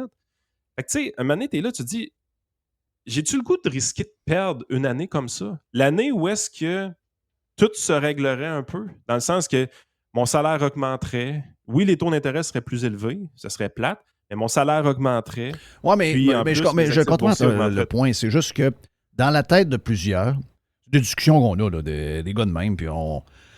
I know. Tu sais, c'est juste, tu te dis, ouais, c'est comme une année bizarre là, qui s'en vient. On sait pas trop. Écoute, probablement que il y a beaucoup de bullshit aussi, là, c'est clair, mais regarde, je vais le ramasser le 5%. Là. Puis si je passe à côté d'un. Ça finalement, le marché à la fin de l'année est à 10, mais regarde, je prendrai le hit de 5. Mais au moins, ouais, mais si t'es à 25. je me dis, OK, je suis safe, puis. Parce qu'il peut arriver l'inverse aussi. Ça peut être un moins 3%. Donc là, si t'es à moins 3, tu as ramassé 5, c'est une différence de 8. Finalement, tu as l'air d'un génie, mais c'est ça dans la tête du monde. Là. C'est clair qu'ils vont retourner au marché. Là, la game, c'est quand est-ce que tu as besoin de cet argent-là? C'est dans 15 ans, c'est dans 20 ans, c'est dans 5 ans, c'est dans 2 ans. C'est ça qui va jouer plus de choses. Mais la réalité, honnêtement, c'est que moins que tu touches à tes placements, plus tu vas faire de l'argent. Ça, c'est vrai, puis ça va toujours être vrai, puis ça a toujours été vrai. Hey, avant de finir. Taponnez pas dans vos investissements. Avant de finir, Yann, vous êtes pourris. Et je suis pourri aussi, hein, by the way. Je ne suis pas bon. Allez pas penser que j'ai la capacité tant que ça de savoir ce qui s'en vient. Il n'y a personne que ça. Exactement, mais le plus grand danger pour un conseiller en finance, là, c'est de penser savoir ce qui s'en vient. Tu fais des gaffes monumentales dans cette situation-là. C'est pour ça que vous êtes mieux de participer au marché parce que le scénario où est-ce qu'il y a toujours de l'inflation qui continue puis tout ça, vous allez en faire de l'argent. Là. Ouais, mais là, il y a eu de l'inflation en 2022 puis mes placements ont baissé. Les rendements à 1 an, c'est de la foutaise. Les rendements 3 mois, encore plus. Les rendements sur 10 ans commencent à avoir du bon sens. C'est ça la réalité aussi. Là. C'est plate parce qu'on aimerait ça tester nos idées plus rapidement que ça. C'est plate d'attendre 10 ans avant de savoir si le résultat de ce qu'on fait n'est pas pire. Mais c'est la raison pourquoi il y a peu de gens qui ont du succès en bourse aussi. C'est extrêmement dur, ce sport-là. C'est un sport violent. Oui, dans le sens qu'il faut être fait fort en sacrament pour passer au travers de toutes les nouvelles de merde qu'on nous envoie, de tous les scénarios apocalyptiques qu'on nous envoie, puis de dire, comme un chêne, je ne branle pas. Je reste sur mon plan, je stick sur mon plan, je m'en vais là. Dans la dernière année, des scénarios où tu disais, c'est quelqu'un qui a eu un héritage puis qui a eu à déposer de l'argent ou des choses comme ça, évidemment, j'ai eu des clients dans cette situation-là. J'ai eu beaucoup de difficultés à rentrer de l'argent sur le marché avec ces gens-là. Parce que j'ai des CPG à 5%. Fait que la plupart des gens qui ont eu des situations où est-ce qu'ils ont déposé des grosses sommes d'argent en 2022 dans ma clientèle, ça a été majoritairement déposé dans des produits très défensifs. Voilà. Mais pas parce que je le souhaite. C'est principalement parce qu'ils ne sont pas prêts à vivre avec les fluctuations puis ils se contentent de ce CPG-là à 5%. Ah, mais c'est 1 an. Et ça va être vrai. Ça va être vrai jusqu'au moment où est-ce qu'on va se taper un 25% en bourse. Oui, mais c'est 1 an. Tu comprends? Ouais, mais je ne parlerai pas, j'aurais pas cette discussion-là sur un 5 ans. Mais sur 1 an, je les comprends. Sur 1 an, puis moi, tu le sais, je ne suis pas de mamoune. Là. Je veux dire, je suis capable de prendre un peu de risque, là, même sans problème, là, même en vieillissant. Mais je comprends l'attrait en ce moment, dans cette période où tout le monde se pose des questions, où c'est qu'on s'en va, de prendre un an, 5% assuré. Ah, mais je le comprends aussi. Puis je comprends l'aspect humain de la chose puis l'aspect psychologique de la chose. Mais je veux dire, il n'y a pas de danger que je fasse ça avec mes propres investissements personnels. Tu sais, mettons que j'arrive puis je prends un client que j'ai depuis 2011. Vraiment, quand j'ai commencé dans ma carrière. OK? Puis je regarde son rendement aujourd'hui. Là, il y a un rendement moyen entre 7 et 8% à peu près. Ben, si j'enlève le 2013 de cette année-là, je tombe à 5. Là. Oui. Le 30% que j'ai fait en 2013, là, J'ai beau le répartir sur 10 ans. Là. Même, je t'ai dit, je tombe à 5 et je tombe quasiment à 4. Là. Il me manque un 2,5-3% par année. Là. Donc, c'est 2013 La bourse. C'est sûr que si tu prends un an, tu manques cette année-là, ben là, tu viens peut-être de manquer la grosse run qui va faire que sur 10-15 ans, c'est là que tu as fait ta passe. Les gens, présentement, ont peur de perdre 30%, mais ils n'ont pas peur de faire le prochain 40%. D'échapper le prochain 40%, plutôt, c'est ça que je veux dire. Mais c'est la même affaire. Perdre 30% aujourd'hui, c'est la même chose que pas faire le prochain 40%. Là. Hey, Yann! C'est le même résultat en bout de ligne. Es-tu capable, parce que le temps passe, mais on a vraiment une bonne discussion, j'aime ça, ce genre de patente-là, puis je pense que les pirates aiment beaucoup. On parlait de... Et puis moi, je suis dans la classe de ceux qui pensent que la récession soit elle va être évitée ou encore elle va être... J'ai des mixed emotions, là, j'ai des mixed feelings, mais je sais pas, il y a quelque chose qui fait que... Mais c'est le bon feeling. C'est la bonne chose parce que la probabilité de récession est quelque part entre 40 et 60% présentement. Donc, ton mixed feeling, là, il est juste parfait. Oui, mais j'ose croire qu'effectivement, on peut s'en tirer mieux qu'on pense. Sauf qu'il y a une affaire que je vois, c'est que peu importe qu'il y en ait ou il n'y en ait pas, c'est sûr que s'il y en a une, il va y avoir des perdants, il va y avoir des pertes de job, il va y avoir un paquet d'affaires, il va y avoir des gouvernements qui vont manquer de cash, il va y avoir une pression, il va y avoir un paquet d'affaires. Mais à l'inverse, mettons qu'il n'y en a pas et qu'on reste dans ce genre de mode pendant plusieurs années d'inflation un peu plus haute qu'on aimerait, puis le taux d'emploi est élevé. Le seul problème que je vois avec ce modèle-là, c'est du monde qui travaille, qui paye des taxes et des impôts et qui paye des affaires chères, puis finalement, pas avoir d'argent pour aller en vacances, pas avoir d'argent pour avoir le char qu'ils veulent, puis probablement être obligé de vendre la maison, s'en aller dans un plus petit. Donc, on s'en va dans une genre, même si on travaille plus fort que jamais, plus stressé que jamais, il n'y a pas de récession en tant que telle, mais on est tous plus pauvres. Est-ce que tu me saisis un peu dans mon affaire?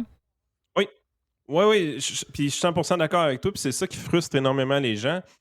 Puis là, c'est le bout du podcast où je passe encore pour le salaud de l'histoire, mais je m'en sac, je suis habitué. Maudit pas de cœur! Ah, je suis méchant. Mais les pirates écureuils vont être d'accord avec ce que je vais dire là, par contre. Il y a des gens qui n'avaient pas les moyens de leur style de vie. Aujourd'hui, on sait c'est qui. Malheureusement, ils ne pouvaient pas s'en rendre compte avant avec des bas taux d'intérêt. Jerry. Ah, là, je te vois aller. Je connais mon homme. Là, quand je le vois brasser de même un peu, là, il s'avance du micro. Ah ouais, Jerry, go! Non, mais c'est ce que je voulais dire justement tantôt. Je ne voulais pas te couper la parole. Là. C'est que je pense que la récession va se vivre cachée. Ça va être une première au monde. Mur. La récession, là, ça va être. Ça ne sera pas la récession. Ça va être ma récession, la récession du voisin, la récession. C'est comme une récession cachée. Exemple, mange un peu moins de steak, mange un peu plus de ramen. Tu joues 2 games d'hockey par semaine avec tes chums, tu joues une game d'hockey par semaine avec tes chums. Fais attention un petit peu au gaz. Pas, je comprends, une genre de récession. C'est toi qui vas faire la récession, mais sans être comme un gueux dans la rue en train de quémander. Ouais. C'est pas ça. Ça va être un mode de vie plus humble, justement, comme Yann vient de dire, dans le sens que ceux qui roulaient un peu plus, pas mal plus, ben là, eux autres, ils lèvent le pied. Puis ceux qui roulaient moyen, ben ils roulent encore un peu plus moyen. Donc, c'est une espèce de mini-récession, mais à l'intérieur de la famille, je peux dire. À l'intérieur du foyer. Ce que j'observe, c'est que les gens qui ont été disciplinés beaucoup dans les années 2010 jusqu'à 2020 ou 2021, les gens qui ont été très disciplinés dans ces années-là, ils n'ont jamais été récompensés. Jamais. Dans le sens qu'il y avait tout le temps l'impression que des gens qui avaient le même salaire qu'eux autres autour d'eux, vivaient une vie plus intéressante que la leur. Parce que leur discipline leur empêchait de dépenser de l'argent comme les autres faisaient. Ces gens-là, aujourd'hui, ils n'ont pas changé leur rythme de vie. Mais regarde, ça existe. OK, ça existe, mais restons dans la classe moyenne, OK, la majorité du monde. Eux autres, là, ils n'ont pas probablement acheté une maison plus grosse. Ils ne roulent pas une voiture de plus qu'ils auraient dû rouler. Ils ne sont pas endettés tant que ça, mais sacrément, ils travaillent les deux. Puis là, il y en a un des deux qui est obligé de prendre un genre de chiffre de plus dans je ne sais pas trop quel job, faire du Uber, Parce que sacrément, il n'y arrive pas. Mais pourtant, il ne s'est pas excité. Puis je comprends là, qu'il y a une gang qui a été trop fort sur le crédit, qui ont pris une trop grosse maison, qui ont roulé un SUV de luxe qu'ils n'auraient jamais dû avoir. Ça, il y en a plein. Mais il y a aussi du monde qui vivait humblement et qui ont un salaire il n'y a pas longtemps, là. 56 000 $, c'était de l'argent sacrement, là, il n'y a pas longtemps. Là. Mais là, 56 000, puis lui gagne 49 000, et là, ils sont rendus pauvres. Là. Chris, ils n'ont rien fait de travers tant que ça. Là. Ils n'ont pas été pas fins. Ils n'ont pas fait des voyages à 10 000 $ en Europe. Ils n'ont rien fait de ça. Là. Le couple que tu viens de dire, là, il gagnait 100 000 par année. Là. Il n'en dépensait pas 80, Jeff, puis il n'en dépensait pas 90. Il en dépensait 105. La moyenne des gens dépensait plus que ce qu'ils gagnaient. Ben, c'est normal. Si le gars de la ville il demande 2 000 de plus qu'il y a 8 ans avant, l'autre au gaz, s'il nous fourre à tour de bras avec 1 litre à 1,60 alors qu'il devrait être à 1,16 comme en Alberta, l'autre nous demande des taxes. Il lit le journal à tous les jours. Il demande une taxe de plus pour sauver la planète, puis un autre de plus le lendemain matin encore. Chris, ils viennent y chercher. Ils cognent à la porte aux 5 minutes, ils iraient chercher 5 $. Mais ce que je le disais tantôt... Le tôt d'épargne était rendu quasiment à 1 ou 2 %. Là, il a remonté un peu, mais les gens épargnaient plus, première des choses. Il n'y avait pas toutes les fluctuations que tu viens de dire. Là, c'était toutes des surprises qui mettaient en danger le budget familial à la base, tu as raison. Les vrais crosseurs dans l'histoire, là, c'est quand maintenant des taux d'intérêt artificiellement bas pendant aussi longtemps. Mais vraiment, vraiment longtemps. C'est des décennies de bas taux d'intérêt qu'on a vécu. Oui. Ça a changé les comportements des gens. L'argent vaut rien. Puis, exactement. Puis, on était capable d'avoir accès extrêmement facilement au crédit. Donc, ça a vraiment changé en profondeur les comportements des gens, ce qui fait en sorte que les gens qui épargnaient, qui étaient disciplinés, c'était des fucking extraterrestres dans leur entourage. Là. Okay? Ça, c'est vraiment la réalité. Puis quand il est arrivé le bout où est-ce qu'on imprimait de l'argent en innocent pendant le COVID, ben, les dirigeants nous disaient, ils n'envoyaient pas les bons signaux à la population. Les gens qui étaient habitués aux bas taux d'intérêt se sont fait dire que jamais qu'il y aurait de l'inflation, que jamais que les taux d'intérêt augmenteraient. Donc, ils pouvaient maintenir leur rythme de vie sans amener une discipline budgétaire, une rigueur budgétaire là-dedans. Ça a été vrai jusqu'à l'année passée. Là. Au plus gros moment où est-ce que là, tu as de l'inflation qui frappe, tu as des gens qui font de la surenchère immobilière, tu as des taux d'intérêt qui sont encore bas. Les dirigeants sortaient jusqu'à la dernière minute pour dire non, les taux d'intérêt n'augmenteront pas, l'inflation est passagère et temporaire. Tu sais, on a le plus gros wake-up call de l'histoire qui nous Oui, mais le pire, c'est qu'il y a encore de la surenchère, même à 5 %. Là. Mais c'est pas normal. Ça devrait pas. Ça devrait pas parce que les taux présentement sont pas élevés. Là. Les taux d'intérêt présentement sont normaux. C'est pas un taux élevé, c'est pas 5 %, c'est pas 4 % D'accord. Là. C'est pas ça un taux élevé. Là. Un taux élevé, c'est du 7 %, c'est du 8 % pour vos hypothèques. Là. Jerry, le mot de la fin pour Yann. Je te voyais vouloir poser une question. Oui. Ben, je ne serais pas pour broyer personne ici, là. Mais je veux juste expliquer une chose. Personne ne va broyer, là. Même moi, je ne broyerai pas. Je vais en prendre des vacances cet été, là. Je vais sacrer mon camp pendant un mois, là. Je ne suis pas dans la misère, là. Je ne suis pas ça, là. Mais quand je t'ai dit en début de show, Jeff, moi, 3 000 $ de billets d'avion, c'est correct. 4 000 $ de billets d'avion, c'est pas correct. On va dire, voyons, Jerry, Chris, 1000, mets 1000, puis vas-y. Pour aller voir ta soeur. À un moment donné, il y a une ligne.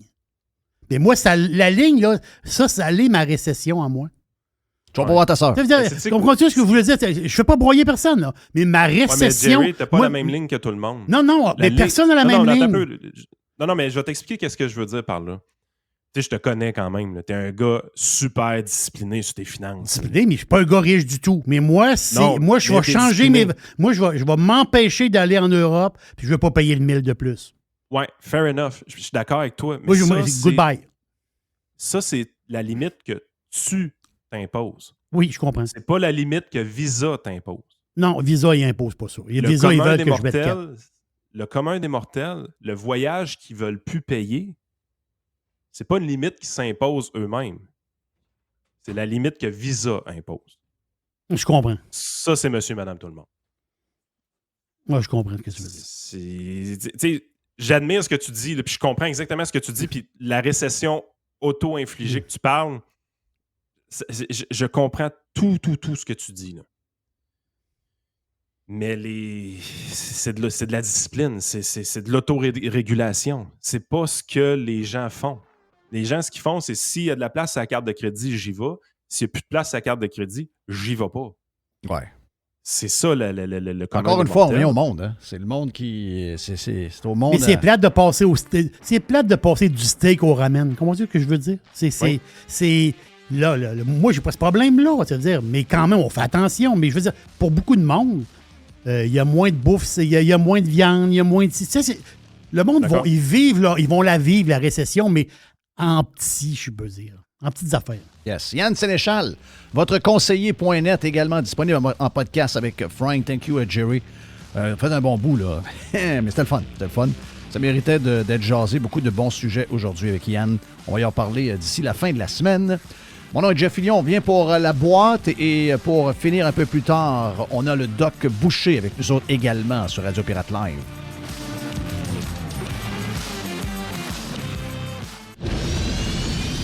Radio Pirate. RadioPirate.com. The Revolution. RadioPirate.com. Fresh 100%. 100% Pirate. La boîte, mon ami Jerry, en ce lundi, on y va avec quoi? J'ai été secoué un peu vendredi soir. Je vais te dire pourquoi. Moi, je suis un restaurateur. Hein. Je suis né dans un restaurant. Et pour moi, le vendredi soir, c'est... puis, tu sais, le vendredi soir, c'est pas une soirée que j'ai l'habitude de sortir. Tu sais, rendu le vendredi soir, j'aime ça m'effoirer chez nous. Puis quand je sors avec ma blonde, on va c'est plus le samedi, tu sais, en fin de compte. Puis le vendredi soir, c'est pas mon habitude. Mais le vendredi soir, je suis sorti. On est allé voir un show. Puis après, on s'est dit, on va aller prendre une bière quelque part. On va les jaser. On va prendre une bière, moi et ma femme.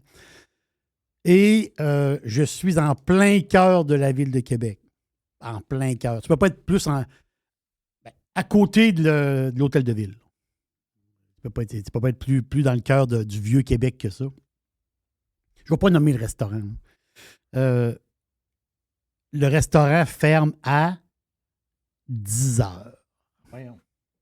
10 heures, on ramasse les verres sur les tables. Puis 10 heures, la soirée est terminée. Fini. En plein cœur de la ville de Québec, un vendredi soir. Ouais. J'en revenais pas. Ben, j'ai dit, est-ce que la soirée était bonne? Oui, très bonne soirée. Oui, bonne soirée. Mais on ferme, parce que là, c'est fini. Ça m'a fait quelque chose. Vraiment, là, tu te dis... Les histoires là, de la ville de Québec, là, ça va être quoi dans 10 ans? Ça va être quoi dans 20 ans? Ça va être un désert. C'est ça que ça va être. Parce que moi, ça m'a fait quelque chose. Puis ça ne prendra pas. Là. Hey, il n'y a pas si longtemps, c'était bourré de monde. Là. C'était bourré de... Ça fêtait. Là. Il y avait de l'action partout. Là. Il y a de l'action partout. Là, on s'entend-tu? Moi, je ne suis pas dans un... Tu sais, c'est un restaurant pub. Tu sais, c'est un restaurant... Écoute, c'est un restaurant qui est là depuis une éternité. Moi, j'allais prendre... Regarde, Jeff, j'allais prendre un verre... Quand j'ai commencé à sortir avec ma femme, en 1986, on allait prendre un verre de bière là. C'est-à-dire, c'est une place que je sortais avec ma femme quand je l'ai connue. Ça existe encore aujourd'hui, mais c'est une place... Nous, on fermait la place. Là. À 3 heures du matin. À 3 heures du matin.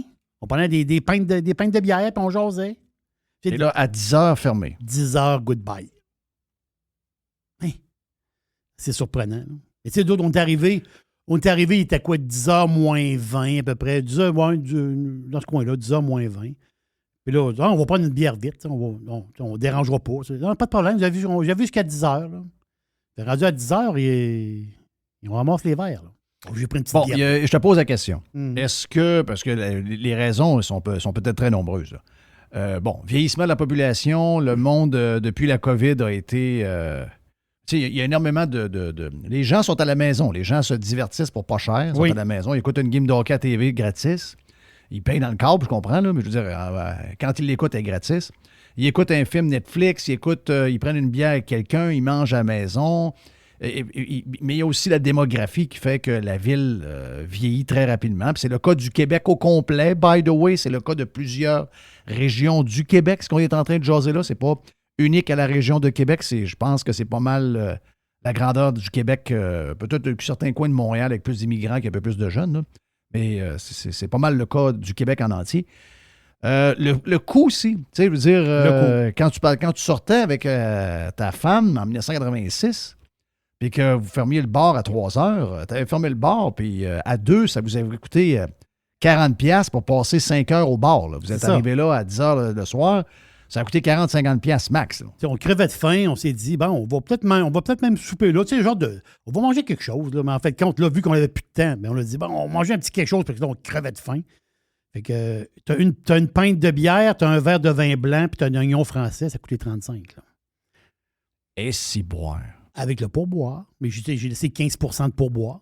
Donc, enlève 15% du 35$, mais c'est ça que ça a coûté pour une pinte, 4 onces de vin blanc et un oignon français.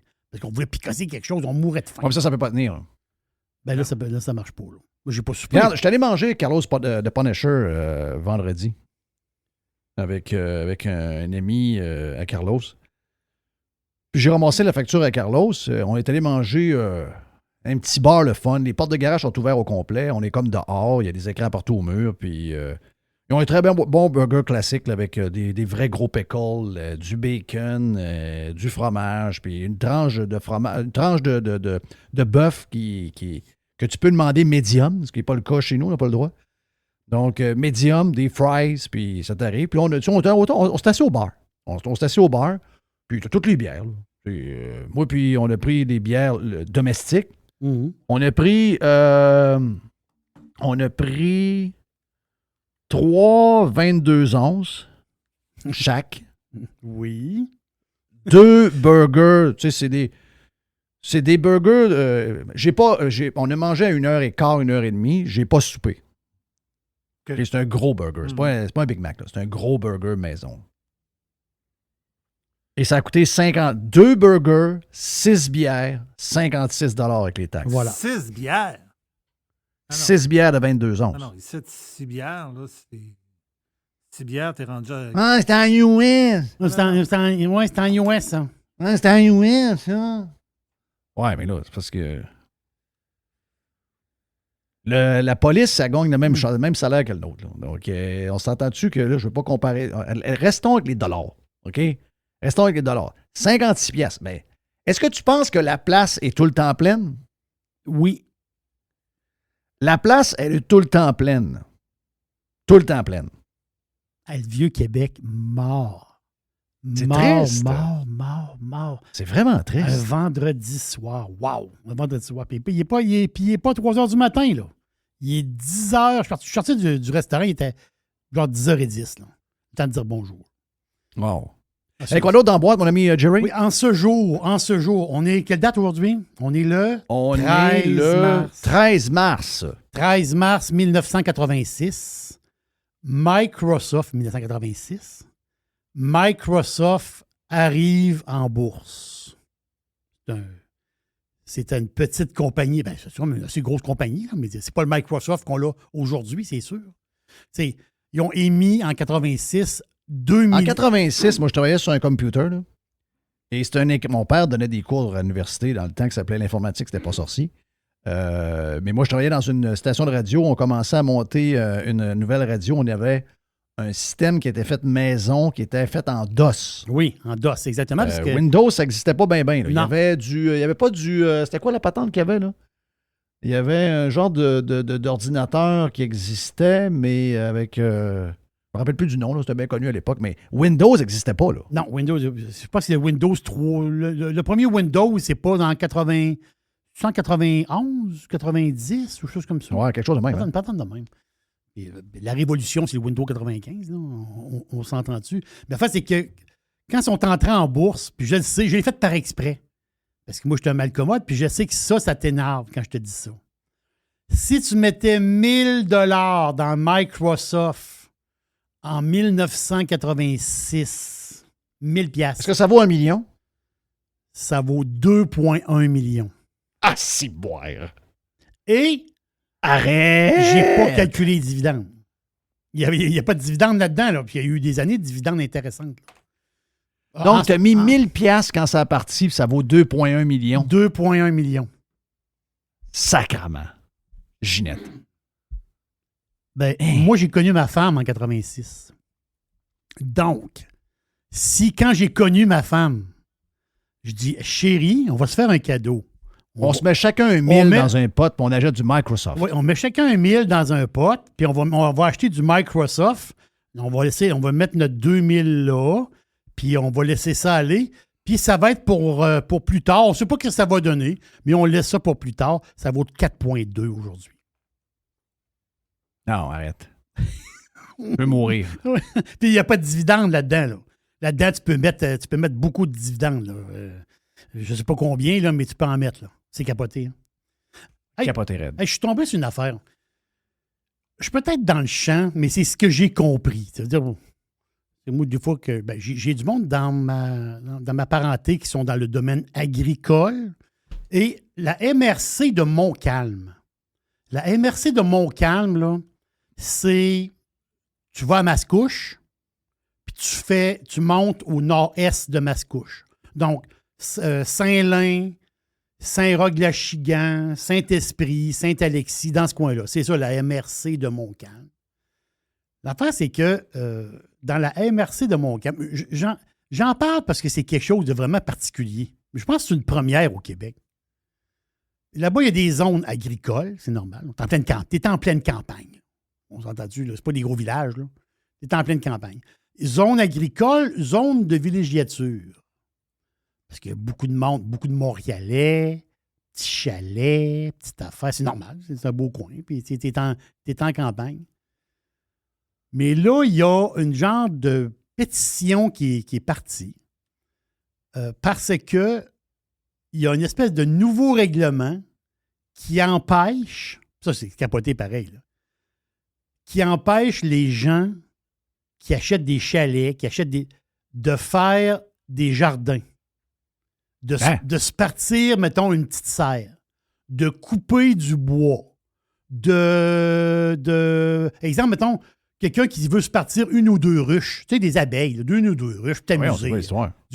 Si, mettons, tu dis, je veux partir un chenil. C'est d'être autosuffisant. Ça va contre tous les principes que les Greens veulent avoir. Le maire de Saint-Lin, c'est un gros Green, ça? Ben oui. Mais là, l'affaire, c'est que les gens qui s'installent dans ce coin-là ne peuvent plus se partir justement un jardin pour eux autres même. Ils peuvent plus. Non, ils peuvent plus. Ils peuvent plus. Mais c'est quoi? Qui fait ça? Puis basé sur quoi? Je sais pas, c'est basé sur quoi. Mais là, en ce moment, là, il y a une levée de bouclier. Là. Le monde capote bien raide. Voyons, on est en pleine campagne. Je peux-tu me partir en jardin? Je peux-tu, dans ma grange, peux-tu garder des chevaux? Non, c'est fini. Parce que ils nous veulent assis en avant de la TV à longueur de journée à se faire bourrer le crâne par LCN. Voilà. Donc, tu es agricole. Si tu es dans le coin agricole, puis c'est tout délimité, là. Agricole, c'est correct. Mais villégiature, c'est assis dans la maison, écoute la TV. Hein? Le monde capote bien raide, là. Puis le monde a acheté des affaires, là. Il ne peut pas rien faire. En ce moment, il y a une pétition qui est lancée. C'est comme... Hey, moi, excuse-moi, là. Tu arrives chez nous, tu m'enlèves mon jardin, là, parce que j'ai décidé que je m'en faisais un. La personne qui n'est pas née encore, là. Non, le fonctionnaire... Toi, tu vas prendre tes deux choutlacs que là, puis tu vas crisser ton camp dans la rue. Tu n'en mettras plus jamais les pieds sur mon terrain, ça, c'est clair. Hey, en début de show, on a parlé de Facebook. Facebook, c'est Meta. Hein? Meta qui travaille présentement. Ils ont un projet Meta. Ils ont pris le boss d'Instagram. Ils ont dit au boss d'Instagram, ouais, t'as l'air à virer en rond un peu. On va te donner d'autres ouvrages. Ils ont pris le boss d'Instagram et ils ont dit, on veut partir un nouveau projet. Ça pourrait être prêt dans 2 ans. Ça serait le projet P92. Ça, c'est le code. Mais ça serait un nouveau Twitter, mais chez Facebook. Et il y aurait vraiment des allures de Twitter. Mais c'est quoi le but si Twitter existe déjà? Je ne le sais pas. Est-ce qu'il y a des gens dans l'industrie qui pensent que Elon Musk va finalement tirer sa plug à un moment donné? C'est quoi qui arrive? Je ne sais pas du tout. J'essaie de comprendre, parce que ça marche jamais, les copies de quelque chose qui existe. Ben non, ça déjà. marche pas, les copies. Jamais, jamais, jamais, jamais. Ça marche pas, les copies. Jamais. J'ai-tu une dernière petite affaire? Ah, vite, ouais, go. Vite. Ça, On est stand-by pour le Doc Boucher, anyway. Il s'en vient. C'est une affaire drôle. C'est un clin d'œil, mais c'est drôle. Parce que c'est drôle. Oui, c'est drôle. Mais il y a quelque chose de véridique. Moi, ça m'a toujours passionné, les gens de la NASA. Tu sais, quand ils sont partis pour la première fois dans l'espace, là, tous les ingénieurs, tous ceux qui font les calculs. Non, c'était dans un entrepôt au Texas. OK. Non, c'est ça l'affaire. Il n'y a pas eu de. Personne n'est allé dans l'espace, hein? C'est ça. Personne n'est allé. Non, il n'y a personne qui sur la Lune. Mais tu sais, d'autres, ils savaient. Tu sais, quand tu vas arrimer, là, mettons, tu vas arrimer une fusée sur la station spatiale. Là. Imaginez-vous les calculs qu'il y a à faire pour que ça fitte, là. C'est incroyable, pareil, là, le génie humain. Mais ces gens-là qui travaillent pour la NASA, ils ont fait des calculs. Et là, il y a un astéroïde. Mais c'est Ouais, ça va passer proche, hein? Oui. L'astéroïde, il s'appelle. C'est dans combien d'années? Hein? C'est dans une vingtaine d'années? C'est dans 23 ans. 23 mais pour vrai, là, c'est pas un calcul pour faire peur au monde. Là. C'est un vrai calcul. Tu sais, c'est pas une patente, tu dis, OK, c'est pour s'amuser. Non. C'est un vrai calcul. C'est ce qui va arriver. Là. Le nom, c'est 2023 DW. C'est ça le nom de l'astéroïde. Donc, en 2046, il y a une chance sur 560 que l'astéroïde frappe la Terre. Boum. Mettez 560 boules d'un boulier, puis elles sont toutes blanches sauf une bleue. Si la bleue sort, ça fait boum. Et l'astéroïde, la grosseur qu'il a, ça va éliminer une ville comme Londres. Et Londres, c'est très étendu. Donc, mettons. Hey, j'ai une liste de villes. OK. Non, mais on peut pas. L'affaire, c'est qu'en ce moment, ils sont en train de calculer où qu'elle pourrait tomber. Pas tu comprends? Il reste des petits calculs à faire, mais c'est sûr qu'ils vont garder ça secret pour l'instant. Ah, j'aimerais tellement ça, savoir la ville. Ah, parce qu'imagine-toi qu'en 2046, on apprend que l'astéroïde va tomber sur Montréal. Bon, ça, ils vont mettre une taxe, ça va passer à côté. Il va taxer, l'astéroïde va dévier. Oh oui, on va mettre une taxe anti-astéroïde, puis elle va passer à côté. Non, les taxes règlent tout. Mais ils sont tellement précis qu'en 2046, pour vrai, là, le calcul a été fait. Là. En 2046, l'astéroïde va tomber sur Terre le jour de la Saint-Valentin, un 14 février. Arrête! Oui, monsieur. Wow! Une chance sur 560. Hein? C'est incroyable, pareil. Hey, on est parti pour le Doc Boucher qui est stand-by. Voyons, c'est 2-3 fois que je me cogne le coude sur le meuble. Qu'est-ce que j'ai là? J'ai la bougeotte, coudonc. Donc, le Doc Boucher est stand-by pour notre dernier bloc. C'est ça qu'on a du stock en masse pour un lundi. Hein? C'est ça qu'on n'arrête pas pantoute. Oui. On jase. Moi, Jeff Fillion est avec Jerry. Puis là, c'est ça. Ça va vers le Doc après. Le Doc. Ah, je sais, regarde. Tu cognais pour vrai, là.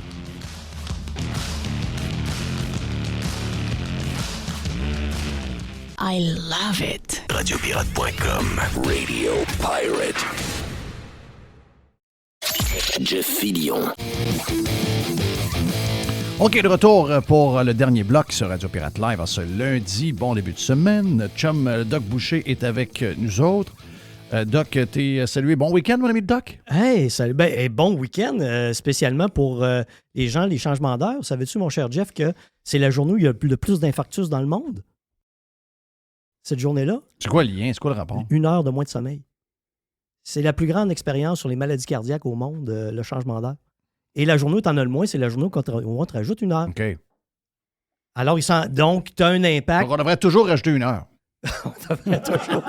On aurait vu de même, j'y avais pas pensé, Jeff, mais on sauverait probablement plein de monde. On rajoute 1 heure à l'automne, puis on rajoute 1 heure au printemps. Ça serait pas pire. D'après moi, oui. Écoute, il faudrait avoir l'impact. Mais tout ceci pour dire que oui, le manque de sommeil. C'est que pour qu'on rajoute 1 heure, il faut qu'on recule l'heure tout le temps. Oui. Donc, on recule l'heure à l'automne, puis on recule l'heure au printemps. Mhm. On recule l'heure. Ben, l'année d'après, on recule l'heure à l'automne, puis on recule l'heure au printemps.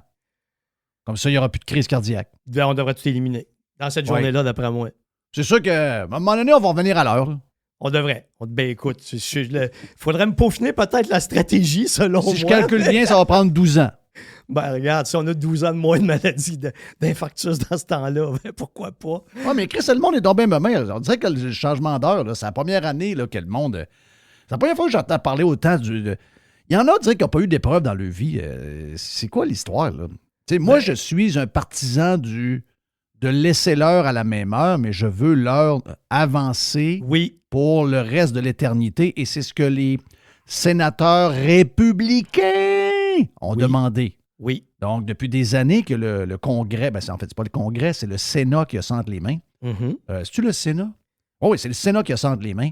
Puis, je ne sais pas trop ce qui s'amuse avec ça, là, mais ça finit pas par finir. Mais il y a vraiment des États où on demande, entre autres la Floride, et entre autres, c'est le sénateur Rubio qui fait la demande, puis il y a Scott également qui est revenu avec la proposition il n'y a pas longtemps. Mais là, vu que c'est les républicains qui le demandent, croire que là, la gauche, elle dit, non, nous aussi, on est pour, mais ça devrait être l'heure normale. Oui. C'est ça. Tant qu'à faire les choses, faisons chier les gens. Ça serait laquelle la meilleure des deux? Supposément, scientifiquement, ce serait l'heure normale, mais c'est sûr que pour le bonheur personnel, je pense que l'heure avancée, moi, ferait plus mon bonheur. Là. Pourquoi l'heure normale serait meilleure que l'heure avancée? Écoute, ça remonte à un petit bout de ce que j'ai entendu là, d'un scientifique qui le dit. Pour te le résumer, j'ai rien compris. OK. Honnêtement, je ne suis pas arrivé à dire, mais pourquoi tu arrives à cette conclusion-là? Mais il y avait une bande de gars qui parlaient de ça puis ils disaient, c'est l'heure normale. Moi, ce que j'ai compris, c'est que c'est le changement d'heure qui est négatif et que si on ne change plus d'heure, là, tout le côté négatif va... Parce que, veut pas, on gagne 1 heure à l'automne, donc OK. Puis après ça, on perd 1 heure au printemps. Bon, so be it. Mais une fois que ça est passé, c'est réglé. Il nous reste juste à décider quelle heure qu'on veut. Oui. Et ce qu'on veut, c'est que des longues journées à l'été. Oui. Puis le prix à payer, c'est des matins un peu plus noirs, mais c'est fini, c'est entre autres dans le nord, comme nous autres, de voir les journées commencer à la noirceur à 4 heures au mois de novembre et au mois de décembre. C'est la fin, on serait rendu à 5 heures. Mais je comprends que le matin, il ferait noir jusqu'à 8 heures. Ben oui. Bon.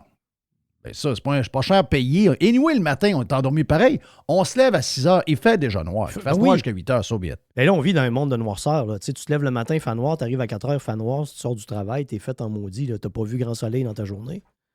Donc, moi, je suis pour les journées qui vont se finir l'hiver à 5 heures. Mais c'est le bout que je comprends pas. Tu dis, les gens, ils ont 1 heure de moins de sommeil. Je comprends, là. Oui. Mais maintenant, tu te couches à 10 heures. Oui. À place de mettre ton alarme, tu te mets un chrono. Oui. Ah, OK, t'as peu, là. Moi, je me couche à 10 heures, puis je veux dormir 8 heures. Mets un chrono 8 heures avec une alarme dessus. Pas l'alarme de ton téléphone sur l'heure. L'alarme sur ton chrono. Il n'y a plus de problème. Faudrait qu'on le laissait, là. Mais non, mais tu vas dormir. Mais le chrono, il va être 8 heures. Oui. Comment d'heure tu veux dormir? Comment tu veux dormir? Non, le gars dit, moi, je veux dormir 7. Ben, mets-toi un chrono de 7 heures. OK, tu as une chronobiologie, Jerry. Non, c'est que le monde sont affectés mais pareil. je me couche à la même heure que d'habitude, moi. Ouais. Oui. Mais oui, mais tu comprends qu'à l'échelle de la population mondiale, 7 heures de sommeil-là, quand tu le mesures, a cet impact. Non, mais c'est une journée avec plus d'infarctus. Mais j'explique, je comprends très bien ce que Jerry dit. Oui. Moi, hier, je me suis couché à la même heure. Moi, le dimanche soir, je me couche de bonne heure parce que le lundi, c'est une journée de marde. Mm-hmm. C'est là où je suis le moins bon, c'est là où je suis le moins... Je suis pas là partout le lundi. Je suis pas là partout. 0. Donc, le dimanche, si je veux être en forme le lundi, c'est la journée de la semaine où je me couche le plus de bonne heure parce que je vais attaquer ma journée la plus tough, qui est le lundi. Oui. Donc, je me couche vers 9h30, 9h45. Habituellement, la semaine, je me couche vers 10h moins quart, 10h. Donc, j'ai 15 minutes de moins. Mais hier, je me suis couché à 9h30. Hier, j'ai commencé à écouter TV un peu, puis finalement, je vais me coucher. 9h30, je me suis levé un matin à la même heure. Oui, j'ai remarqué qu'ici, il faisait plus noir que la veille, là, un peu, hier matin aussi. Mais, je veux dire, j'ai dormi le même nombre d'heures. Mais c'est ça. Ouais. Ben, moi, les gars, je vais prendre toutes vos suggestions, j'envoie ça aux chercheurs qui ont fait les stats. Non, non, mais je comprends aussi. Moi non plus, j'ai pas manqué d'heures, mais Parce que le monde la veille, ils disent ouais, à 2 heures, il va être rendu 3 heures. Donc là, moi, je me lève tout le temps comme une espèce de robot de track. Je me lève à 7 heures. Ben là, je vais mettre mon cadran à. Non, Christophe, c'est quoi cette histoire-là? Là? Ouais, mais il y a Couche-toi, là, puis tu te lèveras tantôt. Là. Ah oui. Écoute, je suggère qu'on diffuse l'émission à travers la planète. Va te coucher, là. Prends ton téléphone, là, mets-la à off, puis va te coucher. Moi, il n'y a plus de problème. Je peux pas vous obstiner. Il n'y a plus de problème. Le dimanche soir, je mange à 7 heures. Hey. Hier, j'ai fait des steaks. Oh! Non, ça, c'est pas gentil, ça. C'est pas fin. Ça, c'est pas gentil. J'ai fait des steaks, puis je mange à 7 heures. Je me suis pas dit je mange à 6 heures. Oui. Mais non, je mange comme je mange à tous les samedis dimanche. À dimanche, on mange à 7 heures, puis à 7h30, on a fini, puis on ramasse, puis à 8h moins quart, on écoute un peu de TV, puis là, on sait que c'est une soirée de merde. J'aime pas ça les beaux dimanches, moi. Donc, il n'y a plus de beaux dimanches. Ça fait quelques années, Jeff. OK, il n'y en a plus, bon. Mais tu sais, je veux dire, j'ai pas mangé à 8 heures parce que habituellement, je mange à 7 heures. J'ai mangé à 7 heures. Puis je me suis couché à la même heure que d'habitude. Puis à matin, je me suis levé à la même heure que d'habitude. J'ai pas vu d'histoire. C'est, je sais pas, là, il y a un bout de... Moi, je pense qu'on cherche des problèmes. Que je vous rapportais juste une statistique que je trouvais intéressante. Ça t'apprendra. Regarde, ça m'apprendra à vous dire des vraies choses. On est mal commode un peu. On est mal commode. Hey, avant de finir le doc, je veux que tu nous parles un peu des réactions que les pirates ont dans tes dernières visites, entre autres, te parler de la masse musculaire puis toute la patente. Ben oui, parce que suite à ma dernière visite ici, j'ai des auditeurs qui ont appelé, puis du genre, « Hey, Denis, mon Flo, il a 12, 13, 14 ans. Il joue au soccer, il joue au hockey, il fait de l'entraînement musculaire. C'est quoi le meilleur entraînement musculaire qu'il y a pour lui? » Alors, la réponse est « Aucun, s'il vous plaît. » Ne mettez pas. Puis, est-ce que mon Flo peut développer de la musculature à 12, 13, 14 ans? Non, ça ne se fera pas avant la puberté. Alors, si vous investissez... Est-ce que le top de la masse musculaire, ce qu'on dit chez un homme, c'est entre 30 et 35 ans? Exact. 30 ans, tu vas atteindre un pic de développement musculaire. Oui, effectivement. C'est là que ça va se passer. Donc, c'est jeune, 14 ans, 13, 12, 13. C'est très jeune. Tu n'auras pas de développement musculaire. Et moi, ce que je dis, entraînez vos jeunes sur des tâches spécifiques à leur discipline.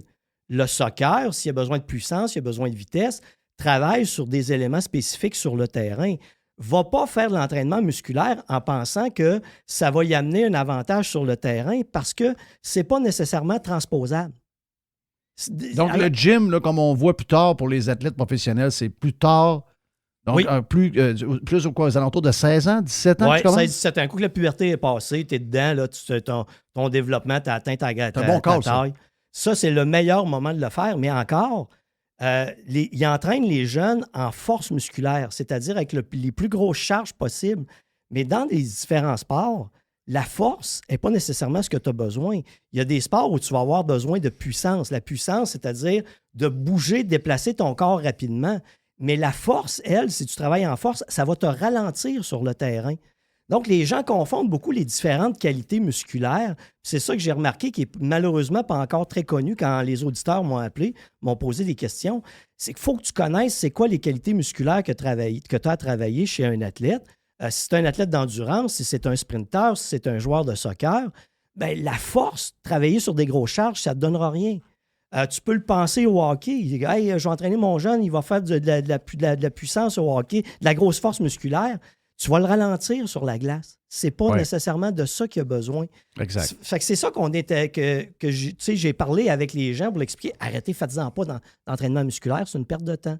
Puis chez les adultes... Tu peux plus te nuire que d'autres choses. Ben oui, tu vas te détruire le jeune. Là, ça il sert faut que tu développes, et il y a une fenêtre pour ça c'est trop tôt. Puis il faut que tu développes exactement ce que tu as besoin. Sinon, si tu viens avec trop de masse, puis ça finit par te nuire parce que tu deviens trop pesant, puis ça amène des blessures, etc. Donc, il n'y a rien de... Mais, hey, moi, dis-en, vas-y.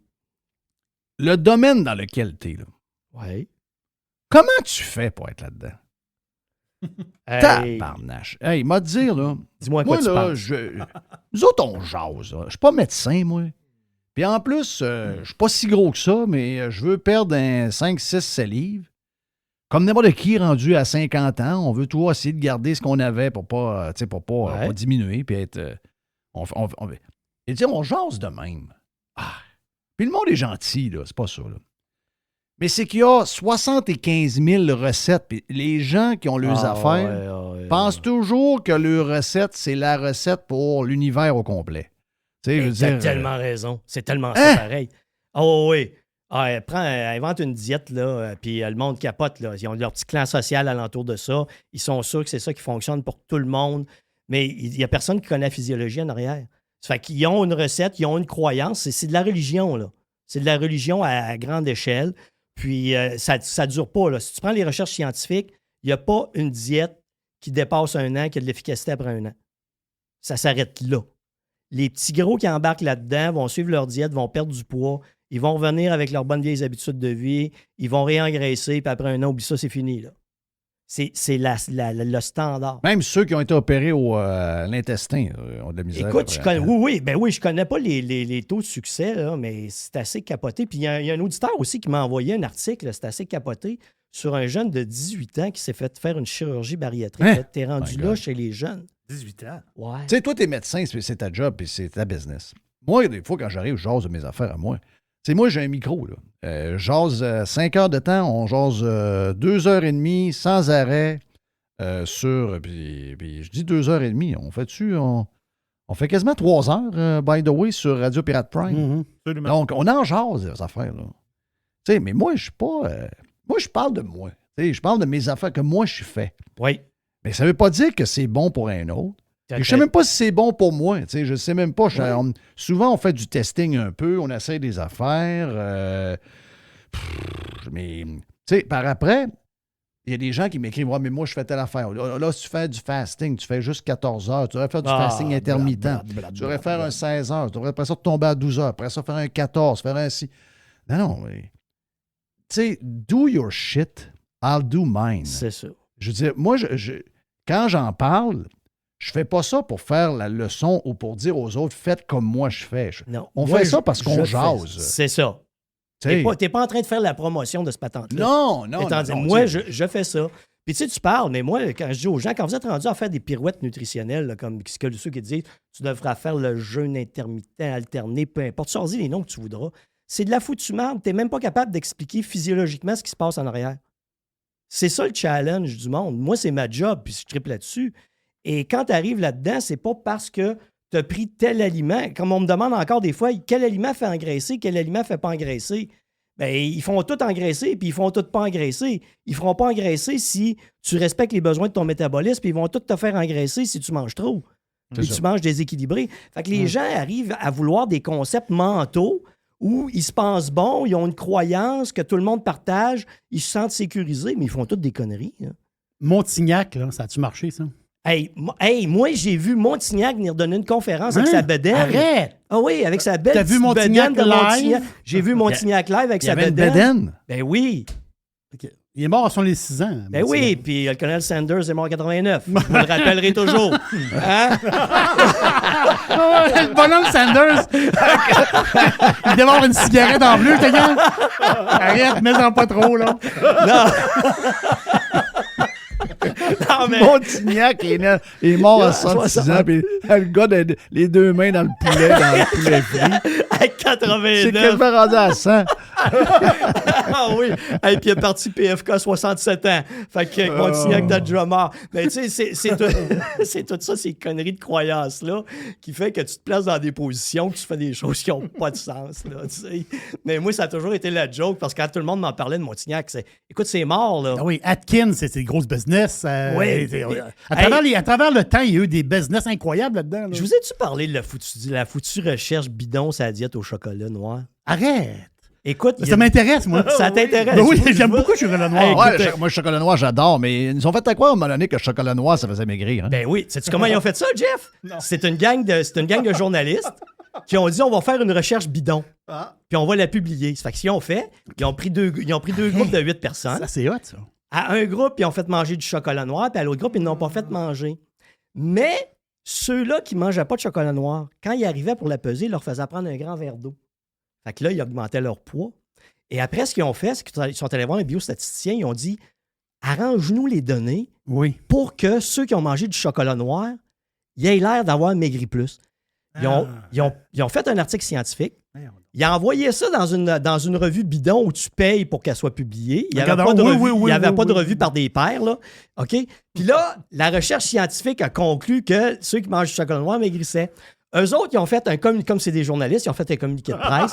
Ils ont envoyé ça à Vogue, ils ont envoyé ça dans tous les médias. Puis à un moment donné, à Entertainment Tonight, à des places du genre, une recherche scientifique démontre que manger du chocolat noir fait maigrir. Est-ce que tout le monde a capoté sur le chocolat? Fait qu'il y en a Et quand est-ce qu'ils sont sortis pour dire qu'ils avaient fait ça volontairement pour voir comment les médias étaient calmes? Quand ils ont vu que ça capotait de même, ils ont essayé de sortir pour dire que c'est une recherche bidon qu'on a faite. Les journalistes, il n'y a personne dans les médias qui a voulu en parler. Ben, c'est sûr. Il n'y a personne. Fait qu'ils sont restés pris avec ça. Et vous pouvez la trouver là, probablement. Il y a sur plein YouTube. d'affaires de même pour la COVID. Donc, je peux te sortir une trentaine de patentes exactement comme le chocolat noir là, qui est arrivé pendant la COVID. Là. Ah oui, ben écoute. Allez vous faire vacciner, comme ça, vous ne pognerez pas la COVID et ne la donnerez pas aux autres. Hey, j'ai fait un petit post, Jeff. Je peux-tu t'en parler sur vas-y donc. La panique COVID versus panique maladie cardiaque? Oui. Mortalité maladie cardiovasculaire. La COVID, mondialement, depuis le début de la COVID, en janvier 2023, 7,1 millions de morts. OK? En 2 ans et demi, 3 ans. OK? Maladie cardiovasculaire. La majorité, 95% du monde finit. Oui. Maladie cardiovasculaire. Il faut le dire. Là. 17,7 millions de morts chaque année. Et personne n'en parle. On s'en calisse vraiment. Tu pensais... Mais comment ça se fait que... Je pensais qu'il avait dit que c'était comme fini, ça, les histoires de cœur. Ouais, non. C'est 31 de la mortalité à travers le monde. Que les AVC sont là-dedans? Les AVC sont là-dedans. Oui, maladie cardiovasculaire.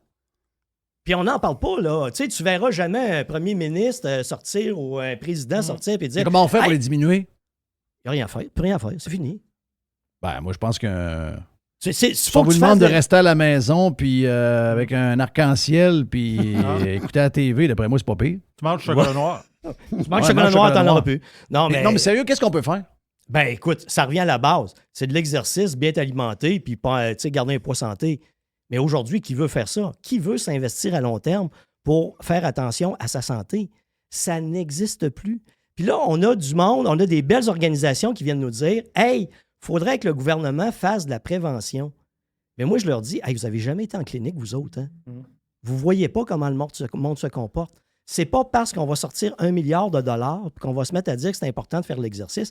Hey, tu ne feras pas croire qu'en 2023, tu le sais pas, là. Mais il y a plus de gym que jamais, il y a plus d'applications. Moi, j'en ai une application pour faire des exercices là, chaque jour. Là. Il y a plus de patentes. Il y en a. Il y a l'air d'avoir de la business là-dedans, c'est incroyable. Oui, il y a de la business là-dedans, mais les gens ne le font pas longtemps. C'est ça l'histoire. Tu sais, un gym, qu'est-ce qui est rentable? C'est un gym. C'est le monde qui paye et ils vont pas. Fait que t'as plein de monde qui, après tout... Tu sais, les statistiques, c'est pas compliqué. Là, 60% abandonnés après 3 mois. Tu fais quoi? C'est 60? 60%. OK, quand même. C'est plate parce qu'il faut que tu te reconvainques d'être membre encore après. Là. Oh oui, mais non, c'est dur. Oh oui, c'est une business stuff, là. Et avoir un gym, là, c'est vraiment quelque chose, là. J'ai connu, je me suis fait broyer là-dedans. Mais excuse-moi, une des pires choses qui arrivent en ce moment dans notre société concernant les crises de cœur, les AVC et tout ça, là, c'est l'acceptation. Ben là, regarde, je vais le dire. Là, c'est un homme qui le dit parce que c'est beaucoup les femmes. Là, on a complètement... Les mannequins, là, tu sais, Simon était bon là-dedans, mettre des enfants de 16 ans. Là, il y avait des corps rachitiques, des corps d'enfants. Mais même dans le monde de la mode, il y avait des corps beaucoup trop maigres. Là, à un moment donné, on est arrivé avec des corps parfaits comme Gisèle, l'ex-femme à Tom Brady. Ça, il y en a plein de même. Là, Laetitia Casta, puis toutes les femmes qu'on connaît. Là, ça a duré pendant 40 ans. Là, maintenant, ces femmes-là ont perdu le job. Ils ont été cancellées juste parce qu'elles sont trop belles. Oui. Et ils sont trop en shape. Oui. Ah ouais, mais elles sont pas en shape sainement, ils font des sacrifices. Ben oui, mais restez en shape. Il y a des sacrifices à faire, mon ami. Là. Tu peux pas des Krispy Kreme, tu ne peux pas manger tous les jours. Là. Désolé, mais il faut que tu fasses attention. Et là, maintenant, on a des mannequins un peu partout. On a l'ISO qui se promène avec des grosses fesses molles partout. On a... c'est comme la nouvelle norme. On est en train je partais de dire bonifier, mais c'est plus que ça, là. C'est sur un piédestal. Oui. C'est les gens qui sont pas en shape maintenant, qui sont les porte-paroles de magasins de lingerie, de ce que tu veux. Ça, excuse-moi, là, c'est épouvantable. Là. On est rendu avec des gros mannequins, là. Hey, ah oui. Moi, je vous fais une prédiction, là. En 2035, la moitié de la population mondiale va être en surplus de poids ou obèse. C'est les gros qui vont rire des petits comme nous autres. Ça va être ça, là. Le monde va avoir totalement changé. On n'est pas capable de voir à long terme ce qui s'en vient, mais c'est ça la réalité. Tu as 50% des gens qui ne feront pas attention à leur santé. Imagine l'impact sur le système de santé. Ils tout l'ont va fait, s'écrouler. Les belles filles qui s'entraînent puis qui mangent bien ont été cancellées et remplacées par des grosses qui font pas de sport et qui bouffent des gâteaux au chocolat. Là. Oui. Ben, c'est déjà commencé. Tout à fait. Ça va être de pire en pire. Là. La normalité va être l'obésité. Et puis, il y a un effet... Hey, il faut que je parle d'une autre affaire. On modelait dans le temps. Il y a un chercheur qui a fait une étude, OK? Mettons qu'il prenait un petit gros et une petite grosse, OK? Puis il modelait son corps, puis il faisait un mannequin avec, OK? Puis il disait... Il amenait la personne, puis il disait, ce corps-là, c'était qui? Elle dit, je sais pas. Mais là, c'est vous. Mais non, je peux pas être grosse de même. Je peux pas être gros de même. Le monde se voit pas. Non, c'est vrai, ça. Le monde a une mauvaise perception de où ils en sont rendus sur leur poids. C'est vrai. Donc, tu vas arriver où le poids, ou l'obésité, le surplus de poids va être une normalité, malgré l'impact que ça a sur ta santé. On va faire une abstraction de l'impact du poids sur ta santé. On va te dire qu'il faut que tu t'es beau comme ça, t'es bien comme ça, t'es lâche comme ça, continue d'être lâche. Ah oui. C'est triste. l'éloge des losers. Eh oui. Ça, c'est vraiment bien. C'est vraiment tellement ça. Doc Boucher, on t'écoute où, mon ami? DenisBoucher.com. Yes, et sur toutes les plateformes également. Doc Boucher est avec nous. Hey, merci, Jerry. Merci à Mr. White. Et merci à Yann Sénéchal pour la première de la semaine. On s'en reparle demain sur Radio Pirate Prime. Vous voulez devenir membre, allez sur radiopirate.com pour vous inscrire. Ou encore, si vous voulez être juste cheap, on vous aime de même aussi. Eh bien, on va être là demain aux alentours de midi. Ici même, live un peu partout, et également en podcast. See ya!